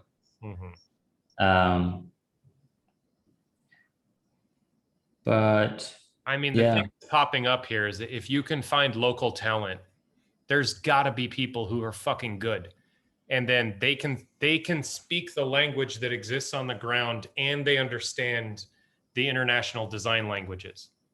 Like, if you can find some of those people to do translation into styles and stuff that like work with the international and the local, like then you've got something that's in alignment, right? Because if you just try to bring the outside stuff in, like it's gonna, it might work, right? Like, but if you're working with people on the ground and the styles are influenced with the things that are around, right? Like, like there have to be this talent out there. Like, I don't know. I mean, we have a small team in Thailand that works on this. Got it.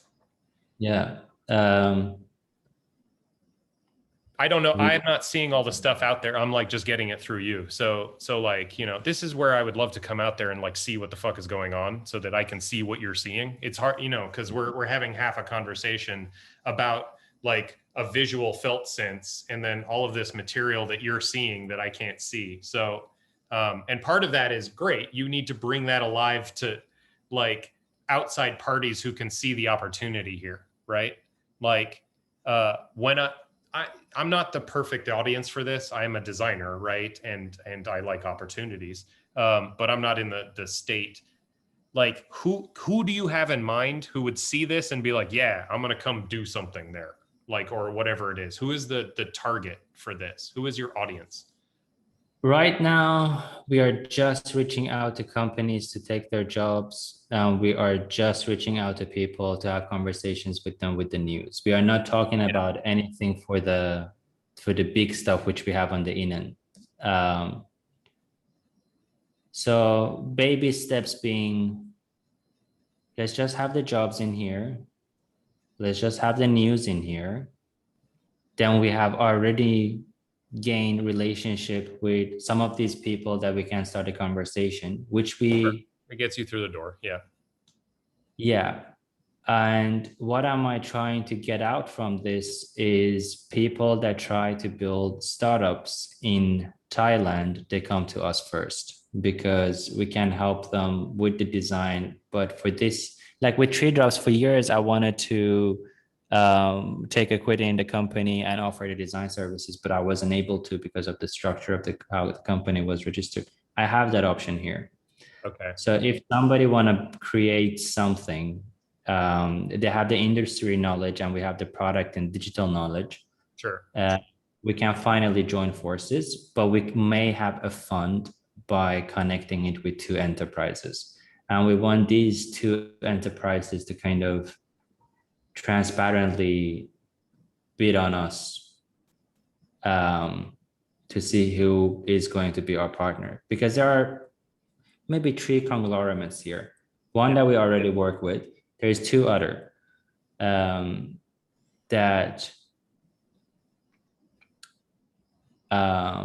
that I think they might want to become an investor in this. Because with this, I'm not building it with my own money. I just hired a small team to just put this together and make kind of a revenue that kind of pays our salaries, pay the team salaries while we continue conversations with people, with the right people. And people here are a lot more eager to get things done than any conversations that I had in Sweden about anything with the subject and stuff. So you're at the point you need to launch this thing and see if it got, I mean, you're launching it now, and then you're going to see what the momentum looks like. I'm going to build the momentum because reaching out to a bunch of influencers to, once this is out, hey, if you're looking for a tech job, come here, tech news, come here and just see what happens to our inbox after that.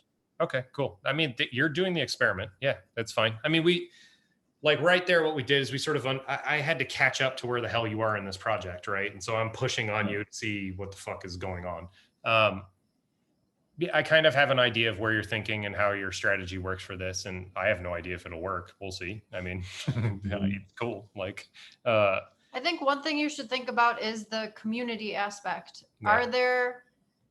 Is there a group of people, like a certain subsect of designers? Is it design leadership? Is it all designers that you can kind of invite to be part of, like, maybe it is like the leadership. So it's like an elite group or something like that. So you have like a crew of people who can help like inform, and like they've got their feelers out, because, and then it's sort of like grassroots. Yeah.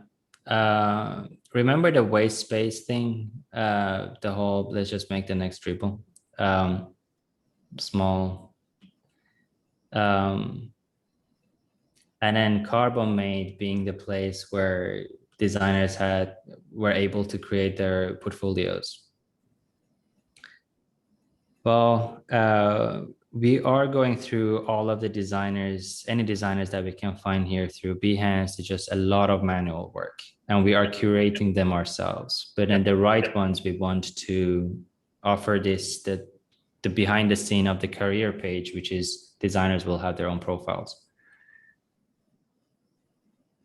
Yeah, I think more than like what she's pointing to is like, are there groups of people who have like, this is like a board, but not a board. It like not a corporate board, but like it's a crew, an it's advisory. A squad. Like, we're the people in Thailand that know about design. So you have people that you can talk with about this, and you'll find them, I would think, as you're. Yeah, meaning anybody that gets through the curation with good enough work, we will just start the conversations in Slack and then see what kind of things we can do in order to people who have vision like you do, like people who maybe just people who see what you see. They're like, bro, like, I've been thinking about this, but I didn't know I was thinking about this. Like, how can I help? Anyone who says anything like that, that's the kind of people that I would envision forming, like being part of some sort of like, I don't know what you would call it. I mean, you start a working group basically. Like, Yeah. okay, we'll talk about this thing. And if they So- have decent ideas and you can play with them, and then there's probably a couple more. There's always like 5, you know. You don't have to build this goddamn thing all by yourself. Like you can, there have to be this team out there somewhere. But yeah. Well, I think the part that we're confusing, one, I'm not hiring people, I'm just looking for an investor for the startup studio. And I want one of these 2 conglomerates to actually become a partner in this. Sure. Invest their money. Then if I have the designers if I have the kind of a community, or I'm able to build a group of good designers here, I already know a lot of engineers here. Mhm. So if somebody comes in and wants to create a startup, because they come with an industry knowledge of something needs to be digitalized and most things need to be in here, we can quickly form a team and raise and give them the fund through the investment or partnership that we have with the bigger company. So a small incubator accelerator kind of a thing. Sure. However, it's going to be formed. Yeah. I think I think the best place to go, right? Like we're sort of talking past each other here a little bit, like on the structure. You've got like a very particular vision on this thing, and it's got a lot of moving parts. And so we're introducing like sort of different mentalities around some of those parts, but like you're going to have to reshuffle the whole thing mentally to take on that logic. So I think we're a damn experiment, see what comes back, and then we can keep talking about this. Because there are methods in this that like organizational methods, like collaborative methods of building this, that may get you to a place that if you end up in frustrating places again, we can talk about. So like for now, I don't think it makes any sense to unpack that anymore. Yeah, I don't know. I mean, I think we've got an interesting terrain mapped here. Like it'll be interesting to watch this thing again. Yeah, it'll be cool to see what happens. When are you launching? Well, we have the jobs and we have a couple of articles that are gonna go out. So the website is now built. The contents are ready. We're just adding stuff. So hopefully today it's gonna go online. But internal QAs and then links to a lot of people, get the translator in to get all the things translated. The official one gonna be next month, but we're gonna do the social media stuff next week. Cool. And then see. How do you feel about it? 6 months of work went into this. It feels good to be done with it and then see what happens now. 6 months of just abstract conversations of where to start this thing. Yeah. And I'm like, all right, careers and news, the basic. Yep. How do we get the salaries for the team? Jobs, pretty easy. All of these companies that I'm talking to, they gladly pay us to help them find the designers they need, and they cannot. That's the thing that we can offer. Yeah, it's cool. It's like a magazine. It's like It feels like you a know, magazine a little bit. I don't know yeah, why. we talked about that a while back, like, you know, making a publication and these kinds of things. You've done that. It's a digital publication. Where it's messed up. There is a marketing agency with where I'm trying to kind of show brands what they need to track when it comes to their social media marketing, and the actual result they could get from influencers if they just have their brief written in the right way. Because some junior in a brand just writes something like, you need to take a picture like this and then post it on social media, and then you get paid X amount for 1 picture or 2 pictures. They're missing out on the entire thing. So now I made a page for 3 of the biggest beauty shops, sports shop, and shopping mall. There is a chain of shopping malls here, all are called Central, and then there is a website, and they are all doing spamming people. Just please come buy stuff from online because all of our stuff are closed. Now I'm offering them a commission-based model where we go 20% of all sales, and we will bring all of, because of the network of the influencers that I have through her, we can offer them a package where we pay the influencers as they would like to be paid. Yeah. I'm putting this thing out there as if they're gonna watch. So influencers usually have a rate card, similar to how designers have it, right? So designers come and go, like my salary is this much, my rate is this much, but then we get another amount from client, and then we manage the whole thing.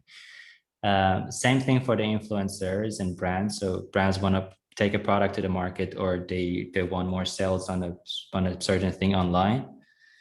They are already offering commissions at a lower scale to some influencers just because they still don't understand the amount of customers they can actually pour into their business at an instant. Yeah. So commission-based services during COVID to 3 of these shops, and we should hear about their answer next week to see if that actually works. But if it works, that's actually very interesting. Like there is no difference in the work that is currently being done.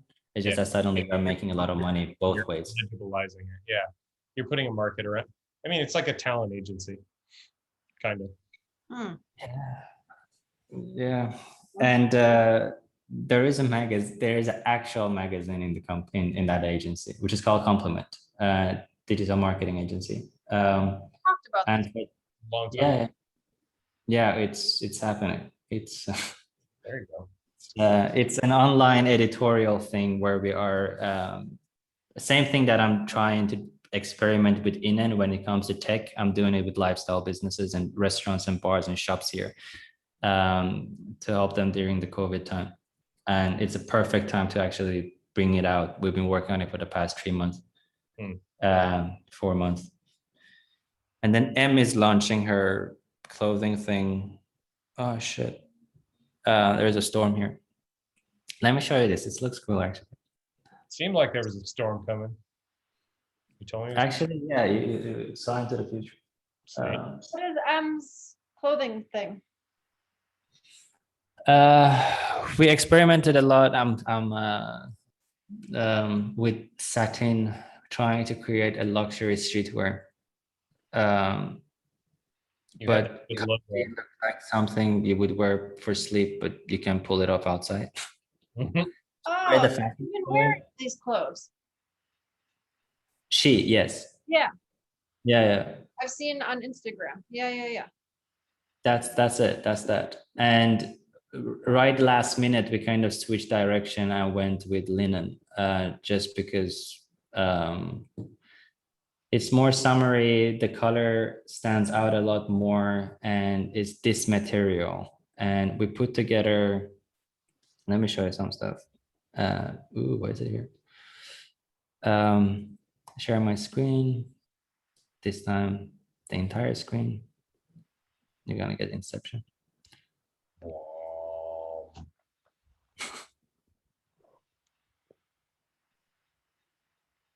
So we have this video now created. How do I do full screen? Do you still see it? Yeah. Yeah. So this is a 3D version of the fabric for the teaser. And hopefully you still see my screen. Yep. And then this is the thing, the website stuff that are gonna go out for the clothes. And it's actually this. And this color. It's like pants and a short shirt with very long what is this called? Yeah. Sleeves. Sleeve and that's what do you call Cuffs. that? Cuff. Yeah. Cuffs. That's cool. Yeah. What do you call that? That's fun. A clothing line. This is very fun. If this become a thing, I want to be next. do We're gonna So- remake you or yeah, what do you call it? A fashion, Makeover. a fashion mogul, it's all design. basically. I mean, I have a fear. Recently, I've gained developed this kind of fear where I go, maybe this digital thing is not my only thing. I should probably go try a bunch of other things, because why am I just spending all of my money doing interfaces?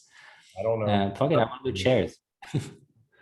Make a bazooka, make a go-kart, A do anything you bazooka. want. Don't make a bazooka. A bazooka that shoots fun. I don't know. It doesn't have to kill people. Okay, good. You can design anything you want. Water guns. Exactly. Yeah, Uh, my thing is I'm moving away from designing. I don't know what the hell I'm designing now. Like, yeah, I don't know. It's the same skill set, but it's like bigger and has a bunch of weirder parts in it. And like I barely make anything. I just talk to a bunch of people, and then, you know, some stuff happens and I'm like, okay, that's good. Let's add some more people. And then here's a bigger idea. And I think we can all do this. And I'm just like, I think we can all do this. And then everybody's like, yeah, I think they already know. So I don't know what I'm doing.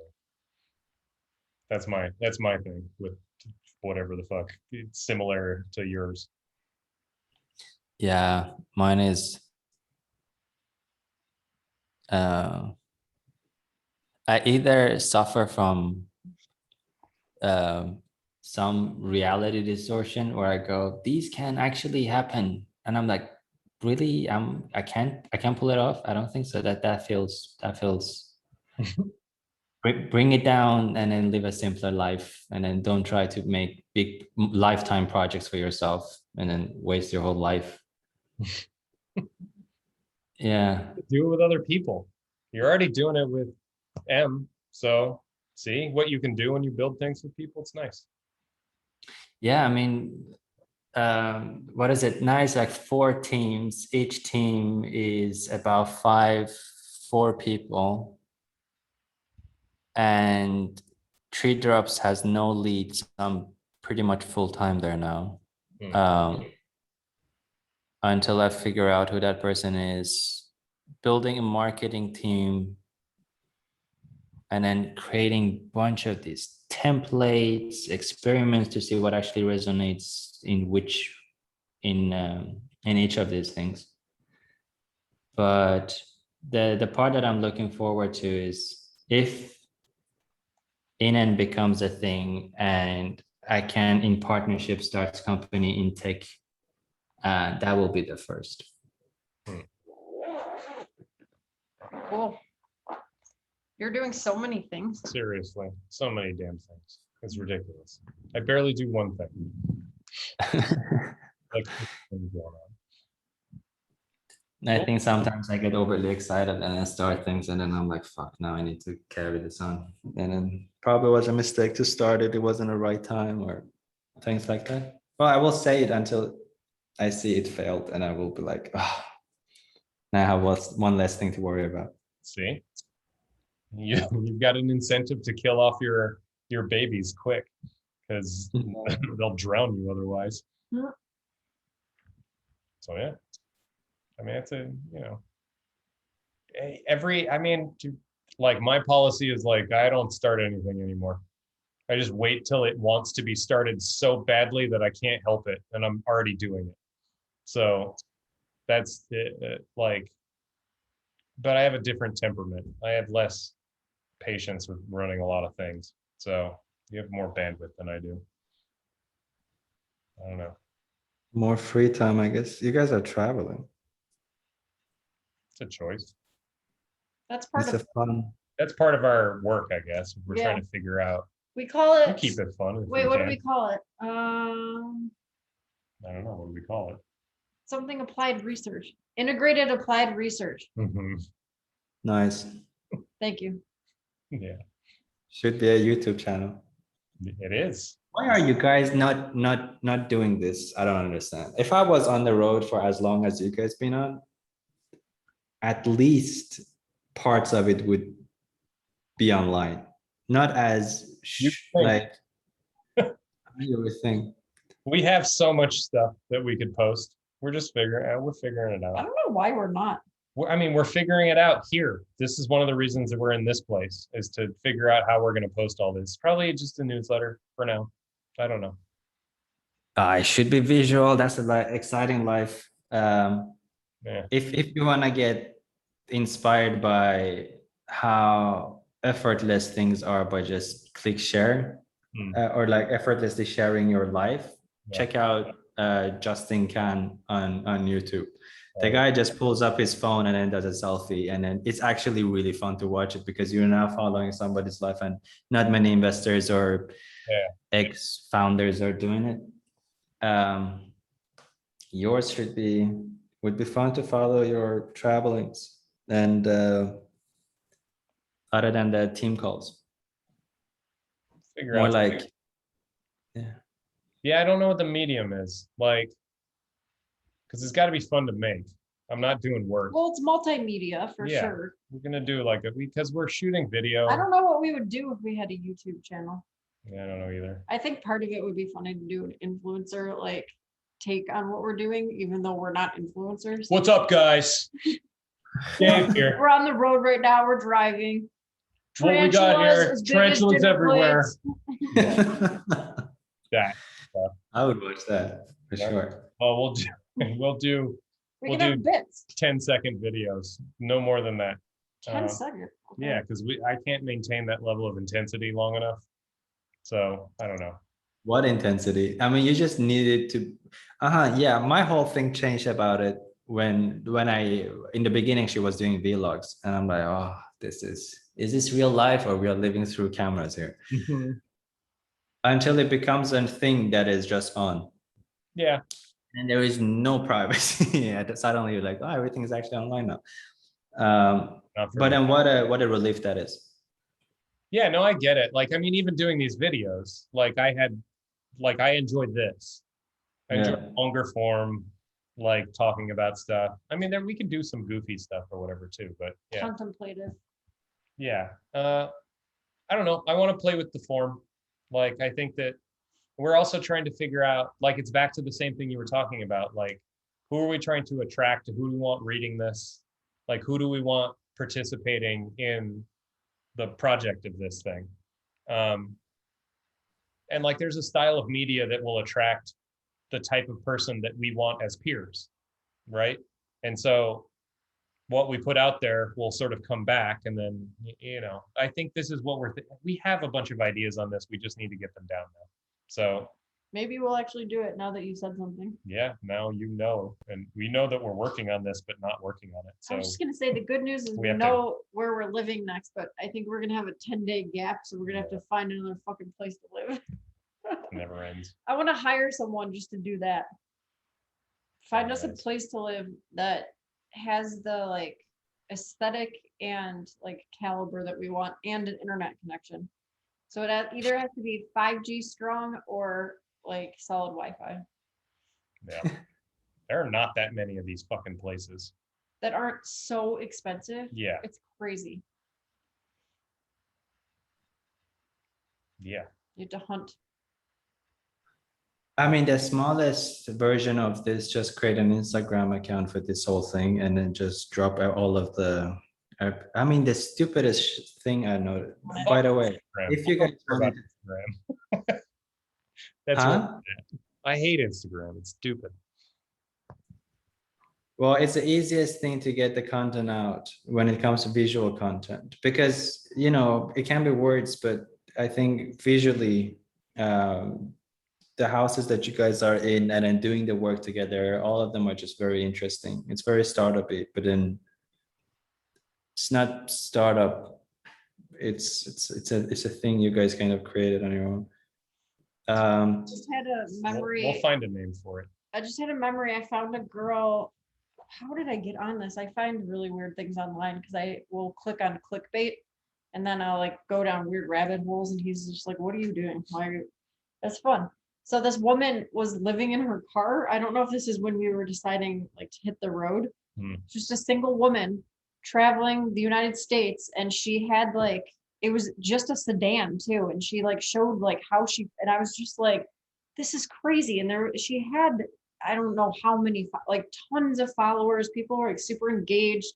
It was interesting though. I was like, look, she's showing you how she brushes her teeth and gets ready for bed when she like stops at a gas station at night. And I was just like, who the fuck does this? Like, she puts up her like blockers in the windows, and I'm just like, oh my God. So there's an audience for everything is what I realized. I was like, okay. Yeah, we could build an audience, but I don't want it. No, the curiosity, you just want to know how people are living their lives. I think it's just as much as we like, no, we don't like it. I'm like, if I say you could actually watch this guy's life, you would like, well, actually, let me take a few minutes, and then you would just go down the rabbit hole of, is this a real thing? There was a guy on Instagram where he put a camera on his door. So every time he opened a door, it took a picture and then automatically posted on Instagram. That's cool. Yeah, Jacob Bajani, the Tumblr dude, Pascal's partner, made one of these apps for his friend. It's just a site full of him going in and out of his door, like scowling all the time. He did it? Yeah. Probably only one account doing this. I don't think there are many. Yeah, I mean, he may have waited on that thing. I don't know. Oh, yeah. I mean, it would just be a format of stories, just short snippets, and then you guys just post it there and then save forever. Until Facebook. Forever. Yeah. I got ethical problems with using Facebook stuff for anything I care about. I post jokes to Instagram now. Just like, here's a dumb thing and here's a flower or something like that. That's fine, but I don't know. Yeah, I don't know. We're gonna figure it What's out. a Facebook? What's a Facebook thing? Instagram. It's just Facebook. It's the same. It's just the same fucking thing, just for millennials. Yeah. So, and no good will come of it. It's a piece of trash. So, and it's too slick. It's too easy. It needs to have some friction. This is just me being a snob.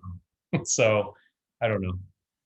Yeah, I want to find a media pipeline for the stuff we're doing. We have one. I mean, I've been writing every day. We take pictures. I've been shooting some video. He's behind. We've got something we were gonna write with our friend John. I got a bunch of shit to We're do. just waiting on him. I'm the bottleneck right now. Oh my God. Yeah. Whenever you become a bottleneck, the procrastination on that just compounds, and I suddenly go like, you stop doing things suddenly. Because I can't. Yeah, I forget about it all the time. Yeah. Convenient forgetting. I haven't been able to sit down in front of a computer though. Like, I want to at this point to play with this stuff, but Yeah, we haven't had time. yeah, so it's been really Life must be chaotic. Life must be good. Whenever that happens, that means life is good. Yeah, it is good. I mean, I'm not worried about it. It'll get done when it needs to get done. there's like weird logistics that you have to deal with when you're living on the road like this. So Yeah. like the biggest one was getting residency in a state that doesn't have state income tax, because California's are really high. Yeah. So we don't want California taking a bunch of our money when we don't live there. Yeah. So that was a big thing that took up time in Vegas. It was like 2 weeks of thought. Like, But then it ended up coming together. Like, it was like just overnight. It's just Yeah. stupid. All that logistics around identity, which I know you have experience with. It's just so stupid. Like, Yeah. we literally went to an office in Vegas to get Nevada residency. We've got all the forms, everything's legit, whatever. And we hand over, and I'm like so type A that I had all of the materials for both of us to get our licenses, residency, and to move our car registration. And the woman that was helping us is like, no one ever has all of the paperwork right. And she's like, No. You even filled out the PDFs and printed them. Like, she's like, this doesn't happen. And I was just like, yes. And then she took that paperwork and then copied it over by hand By hand. She's like, onto more paperwork that then got copied. And we were there for like 2.5 hours. It's insane. It was Like, really crazy. A robot could literally do this in a fraction of a second. Or And you could have a website where you do It's it just online insane. and then you go in person and some that's kind of that's the robot. machine could Not an like actual, like, verify. Like Yeah. it's crazy. Yeah. So yeah. The robot will write it by hand. And like there's a stress to this because like we don't live anywhere. So we have to stay in hotels or with people or whatever while we're doing this. And so Yeah. like, yeah, you know, and like it's also 110 degrees in Las Vegas. So it was just ridiculous. So you can't like really do a lot of creative work and stuff when you're doing this No. because it just eats up your brain, And which then- is stupid because people shouldn't have to do this crap. Then you have to find a place to live and like Airbnb is Yeah. totally fucked. Like as The far as whole I'm market is concerned. it's done. Like the market is screwed up, like because it's over optimized. Do you and think then- it's just Facebook? Oh my God, Facebook and COVID. I just confused in my mind. Do you think it's COVID and summer combined? Because people travel Yeah. post COVID, like everyone's going crazy right now in the Yeah. US, like travel, and it's summer. So we're just, like there's like places where they're charging so much money to stay somewhere. Like it's crazy. Like finding this place, it's like a special place that people actually care about and there's Yeah. hospitality and it's nice. Someone built it. It's not just like a You can't- roadside inn or You like can't find this. Like I don't know how. I mean, it's because it's in the middle of nowhere. That's why No. people aren't here. And we're just like, that's fine. We don't There's need no to internet. be anywhere right now. but it's fine. Yeah. Wow, no internet places are the best places. Hmm? Huh? Sorry? There's internet. You just can't stream live video. Like you can stream other videos. Sure. I mean, internet for what we need. Yeah, I don't know how much this is costing on the phone. No, anywhere without internet is such a heaven. On a boat and in an airplane. It's just like that's the only moment where I experience true freedom. It's just give me the alcohol and then let me just be in my peace. This is when I was doing carbon made stuff and I was living between Chicago and New York, I would just fly all the time. And it was the only time I could relax because there's no internet. There's no possibility of internet. I couldn't be online. Yeah. Wow, speaking of this whole company stuff, my lawyer comes out yesterday and he goes, "You own 3 drops now." I'm like, "What? Blah, blah. Nice. And then the thing like they copied by hand, right? And I check it online. It's like it says Farzad and I know 3 drops. I'm like, cool. What? My ID number? And then he registered on my Swedish ID number, which shouldn't function, shouldn't even be valid. Apparently, it was valid, and the guy registered with my Swedish ID, which is pointless because I'm not even registered in that country. So was that the whole thing that you were working on during this whole time, just registering it with my Swedish ID number, which I can't show up in any other country? So you just made me one more problem. I didn't have that problem before. Now just illegally, not illegally, because Sweden is not all connected well. So that maybe this guy doesn't live here, but I still have an address and my ID functions for 5 years or whatever. And it's probably 1 year left. I'm like, so now you gave me a deadline of 1 year to figure out how we're gonna transfer this to my passport number. Why did you make me one more problem? Do that, yeah. Ugh. Bad at his job. Bad. Flipped. I'm like, I called Tina, I'm like, my sister, because she's in Sweden and talks to the lawyer often than me. I'm like, she's like, no, yeah, I called the tax institution, blah, blah, Sweden, blah, blah. They said the card works for 5 years, so you have 1 year left. I'm like, 1 year. so, I mean, I'm not celebrating the accomplishment of owning my own company. I just want it to be legit, and it's not. And now it's probably a bad thing that you guys done this. Later, you're gonna probably bite me where I come back and you're like, how did you own this company during this period on your ID, but then you didn't have to be like, how, like, and how am I paying taxes in a country now on personal taxes that I don't even live? It's just all governments are so bad with these kind of things. So bad. Like it's such a big deal to get an ID, and then you leave and you're not a resident there, and they're like, but the ID is still good, and you're like, but how? My card expired 2 years ago, but the ID is the number is functional for another 5 years, which 1 year remains from that 5 year. And how is that a thing? Like my card expires, but the number works. Yeah, imagine like it shouldn't be okay for governments to have mess ups like this. Like a company with that guy doesn't work here anymore. Yeah, but It's a his problem. is still good. He can still go in the system. Yeah, no, it doesn't work like that. It's No, also yeah. not good security. Like it's stupid. Well, what it just fucks people's lives up. Like now you just have this loose end that just like is going to potentially blow up in your face if you have a bunch of these in your system. They're just they're just And gremlins. they're not gremlins. they're not common either. So you go ask someone in the government and they're just no one like, can help I don't you. know what you're saying. And you're like, it's fucking there. And they're like, I see that, but I don't understand it. Okay. Well, what do Sorry, we do? you don't exist. Have fun. Yeah. Oh my God. And it's such a big problem because it's an active company with active clients, money. Yeah. Another thing with the accountant, this is the last thing I'm going to complain about, I promise.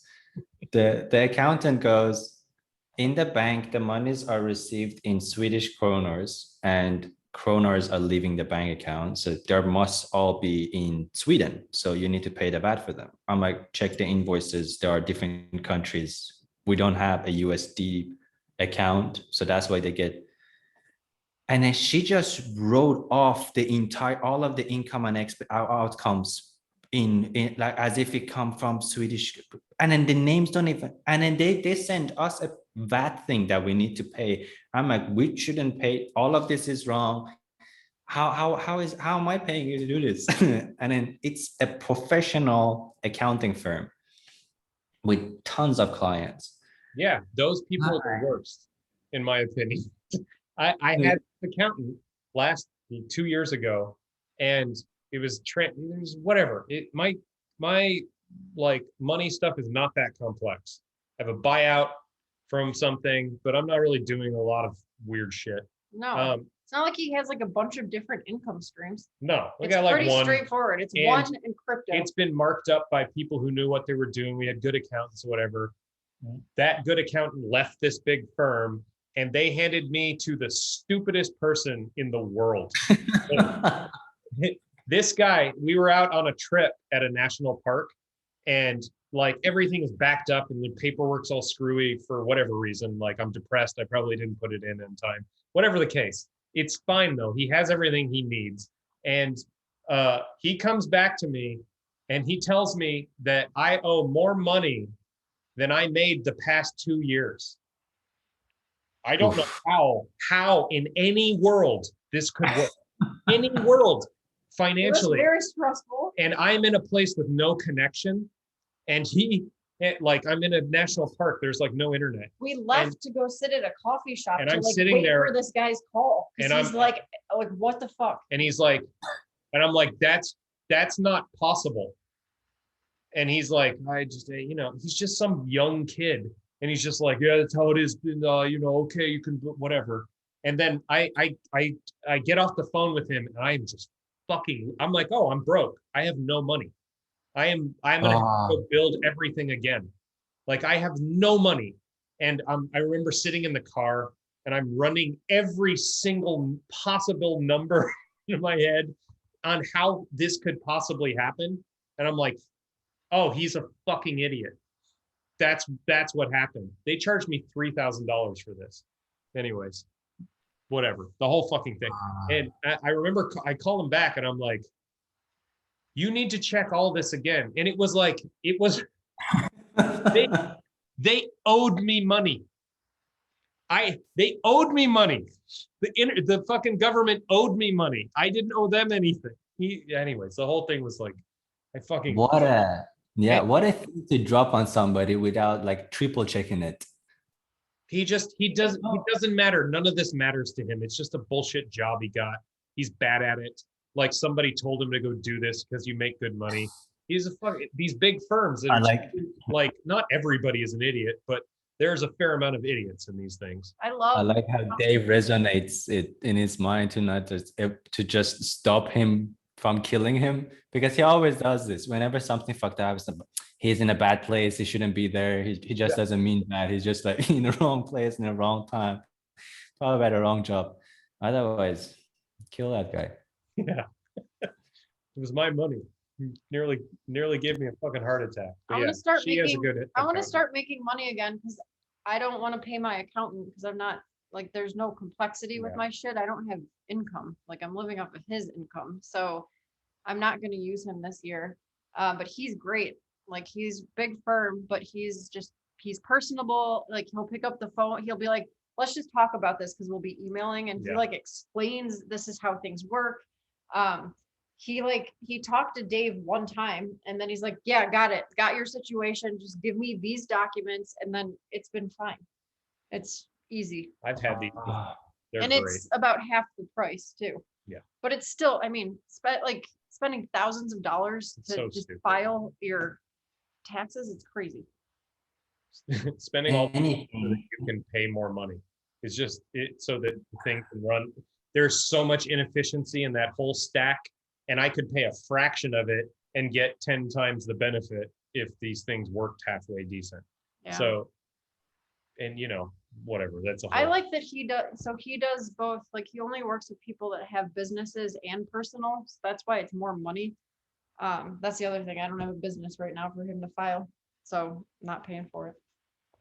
Good. Not doing it. Going back to TurboTax days.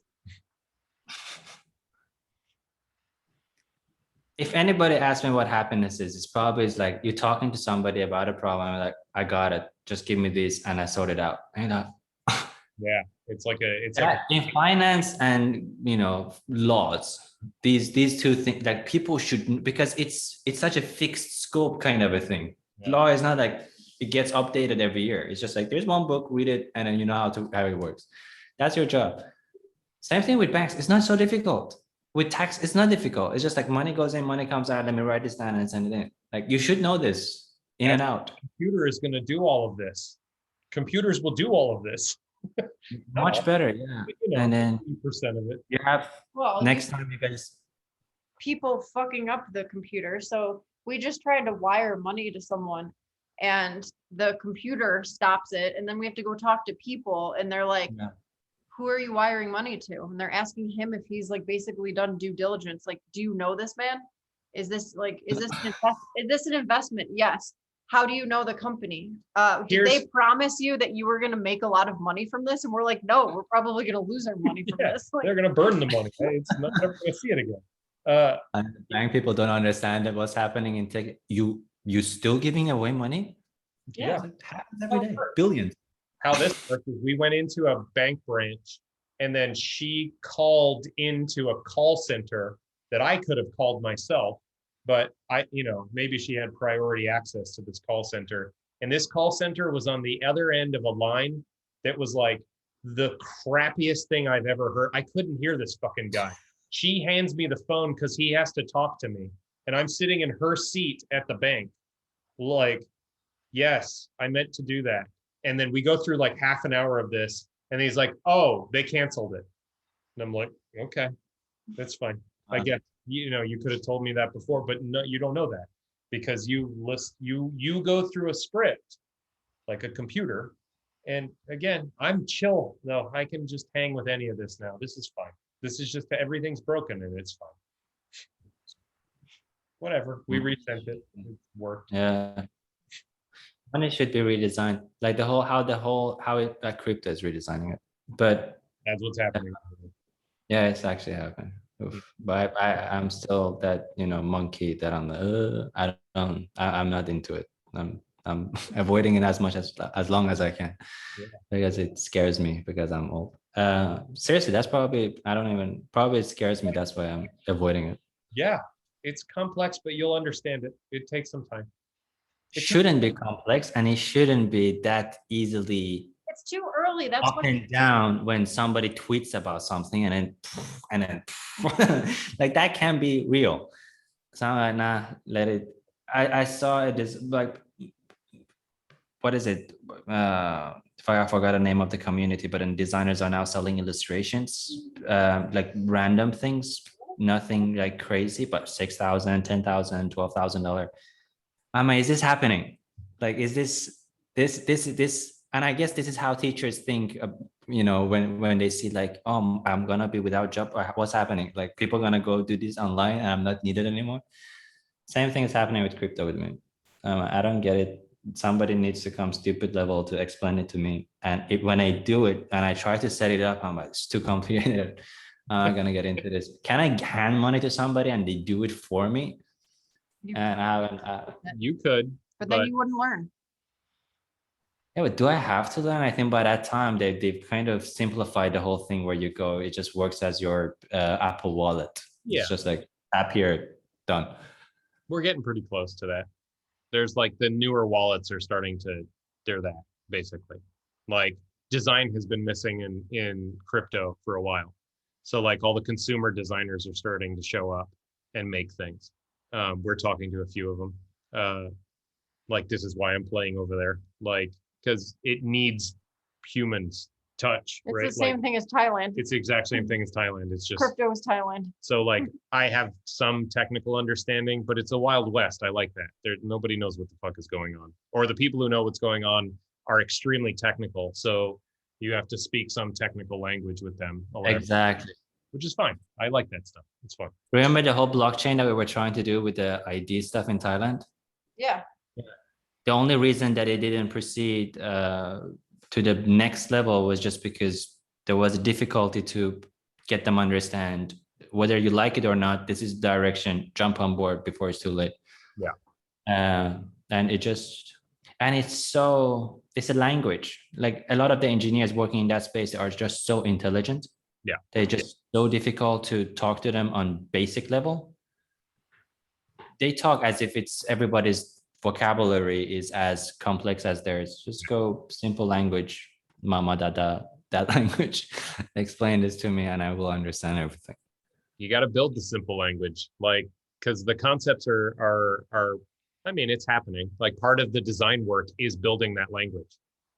Like this is what I want to play with a lot, because there's these patterns and metaphors, or metaphors that are necessary. Like it's like opening a door. It's like a gate. It's like, it's storage. It's a vault, that you get all these kinds of things. And then people can sort of cognize, right? It's in the cloud, right? What the fuck is a cloud? But people have a general understanding of these things. I have an idea. You know how you want to design this thing, Web3 thing? Yeah. The project? Yeah. What if I bring in 3Drops designers and then we just figure this out? Meaning we need to do free creative work. We need to do. The only way to market a design agency by doing cool creative briefs, right? So the what if scenarios, where we're trying to imagine who the perfect customer is and then design for them, and then we have something to show for. Yeah. Here, I'm not a good designer anymore in order to just kind of design products, but my designers are, and then together that actually where the real design happens. Once a week, we just do this, where we go, what we need to think about. And I bring 1 or 2 designers in, and then we do the call while we are doing our 3Drops thing, our design process. Yeah. And everything is online. So actually people can also see how we do the design. At 3Drops, you guys get the thing maybe a little bit visualized, and the whole process will be an experiment for both of us, for all of us. So and we bring views to this. I have a modification for this. Like the way that we're working on the design is going to be open, like proposals. So like you and I, and then probably a couple other, like maybe some of the, whoever's interested in playing with the design, we come together and we talk about it. And we figure out like what the hell's going on. Then we encode that into a proposal. And then that proposal's out there. And if some of your designers want to work on that proposal, great. That's fine. Like we will. Yeah. We have once we can actually structure it how often we do it, because as a team we're gonna drink today, which is gonna be interesting because the Europeans gonna start drinking around 4 o'clock, I think. 3 o'clock they're gonna start drinking, and the minimum is 6 beers, and this is how we do bond building over internet. It's just an experiment, first time. It's not like something that I'm Seriously though, minimum 6 beers? Yes, we actually voted on it. We have drinkers in our company, I guess. Yeah, proposal, and then the proposal passed. 6 Sounds beer like a bunch minimum. of British people are like, yeah, fucking let's get slammed. So through a video chat? Yeah, we used to do it when we were in Sweden because it was an open bar in the office. So every Friday from 4 o'clock, just drink as much as you want. And then we just anybody outside of Stockholm, so a lot of the people were they could just buy whatever and we would pay for them. Yeah. And we just start drinking online. And it's you can actually build this, like how we are talking, and it seems like we are actually meeting once a week. Yeah. It feels that, but then you go to the bar together. Yeah. A lot of things hacks when you do that with the team you work with. Totally. You get to relax around each other because you're working with each other all the time. So it gives you a different headspace to be in with each other. Yeah, I mean, you should see our team calls. It's ridiculous. It's because no work is being discussed on calls. It's just everything is posted, everything is just documented. So the calls are just for getting as much weird stuff out of people as possible. That's in order to connect. That's nice. I'm removing once a week worth of work because we did that experiment. We didn't work on Fridays. And another experiment was we did a creative brief every Friday. So regardless of what we are doing and how urgent it is, Fridays we are not working on it. But then because of the speed and our processes, we are actually ahead of a lot of stuff in time. So we can take 2 days off and as an experiment. Nice. Cool. Yeah. So do something else and this can be that thing. Sure. We'll see. We're like, it's all. We're getting closer. We're getting closer to the design working group thing. Like, because we're trying to figure out the protocols and structures for this stuff too. So it's emerging. It's like you're offering this, it's happening, right? Like we kind of talked about this a little last week. How can we work together? This is filling in some. And then we just had a big, like sort of the last video with Sharuz. He like unpacks like 6 months of his work into like 2 hours. And it shows like how all the contracts and shit work in Ethereum. You should watch that one and see if you can. I think you'd probably understand it. Like I barely do, but like you can get the feel of how it works. Like here, that sticks to this, and because he just builds one. It's nice. I do want to know how that works because I think accountants gonna go jobless before teachers. I want to see how that happens. I mean, and lawyers, go watch it. You'll see. Yeah, I hope so. It's what makes the money work, and then you'll understand what makes it work. And if you can understand what makes it work, you'll understand why it's doing that crazy. It's a whole bunch of bonkers stuff in there. It's fun. It'll figure itself out. Do a call next week, and then I bring in one designer, and then we just listen. To what? Where? Which? I mean, your team. Yeah. I don't know if we know what we want to design yet. Yeah, we're still building protocol and like the infrastructure on the thing. So this will pop up soon, but I don't know if it's going to be next week. We're talking on Saturday, and then after that, we'll have a better idea. Yeah, we're doing another jam on Saturday. It might. How about? Inside. Yeah, but how about it's not that thing, but it's just a thing we want it to exist. We can do that. For sure. Just an experiment. It's not even this thing, but Web3, something similar to this, or just whatever that we want to imagine how it would visually look. I can think on that. Yeah, I was gonna say this is Dave. Yeah, territory. Yeah, I'll think on something. I've got a few little things like that browser Metaphor. interface. Yeah, there's a few things that might work. Yeah. That'd be fun. Cool. Yeah, just Yeah. separate it from the stuff we're doing. It'll maybe line up down the road, but like if we want to come up with like some interesting, Design fiction, maybe. yeah, design fiction interface, I think maybe we can do a jam and see if something comes out there. Yeah, yeah, okay, cool.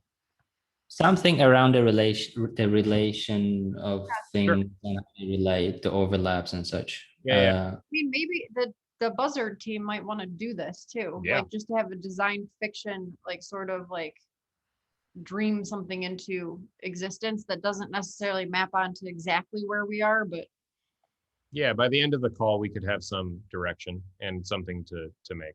So it'd be good practice to do to do a design jam to get a feel for what it's like to design things.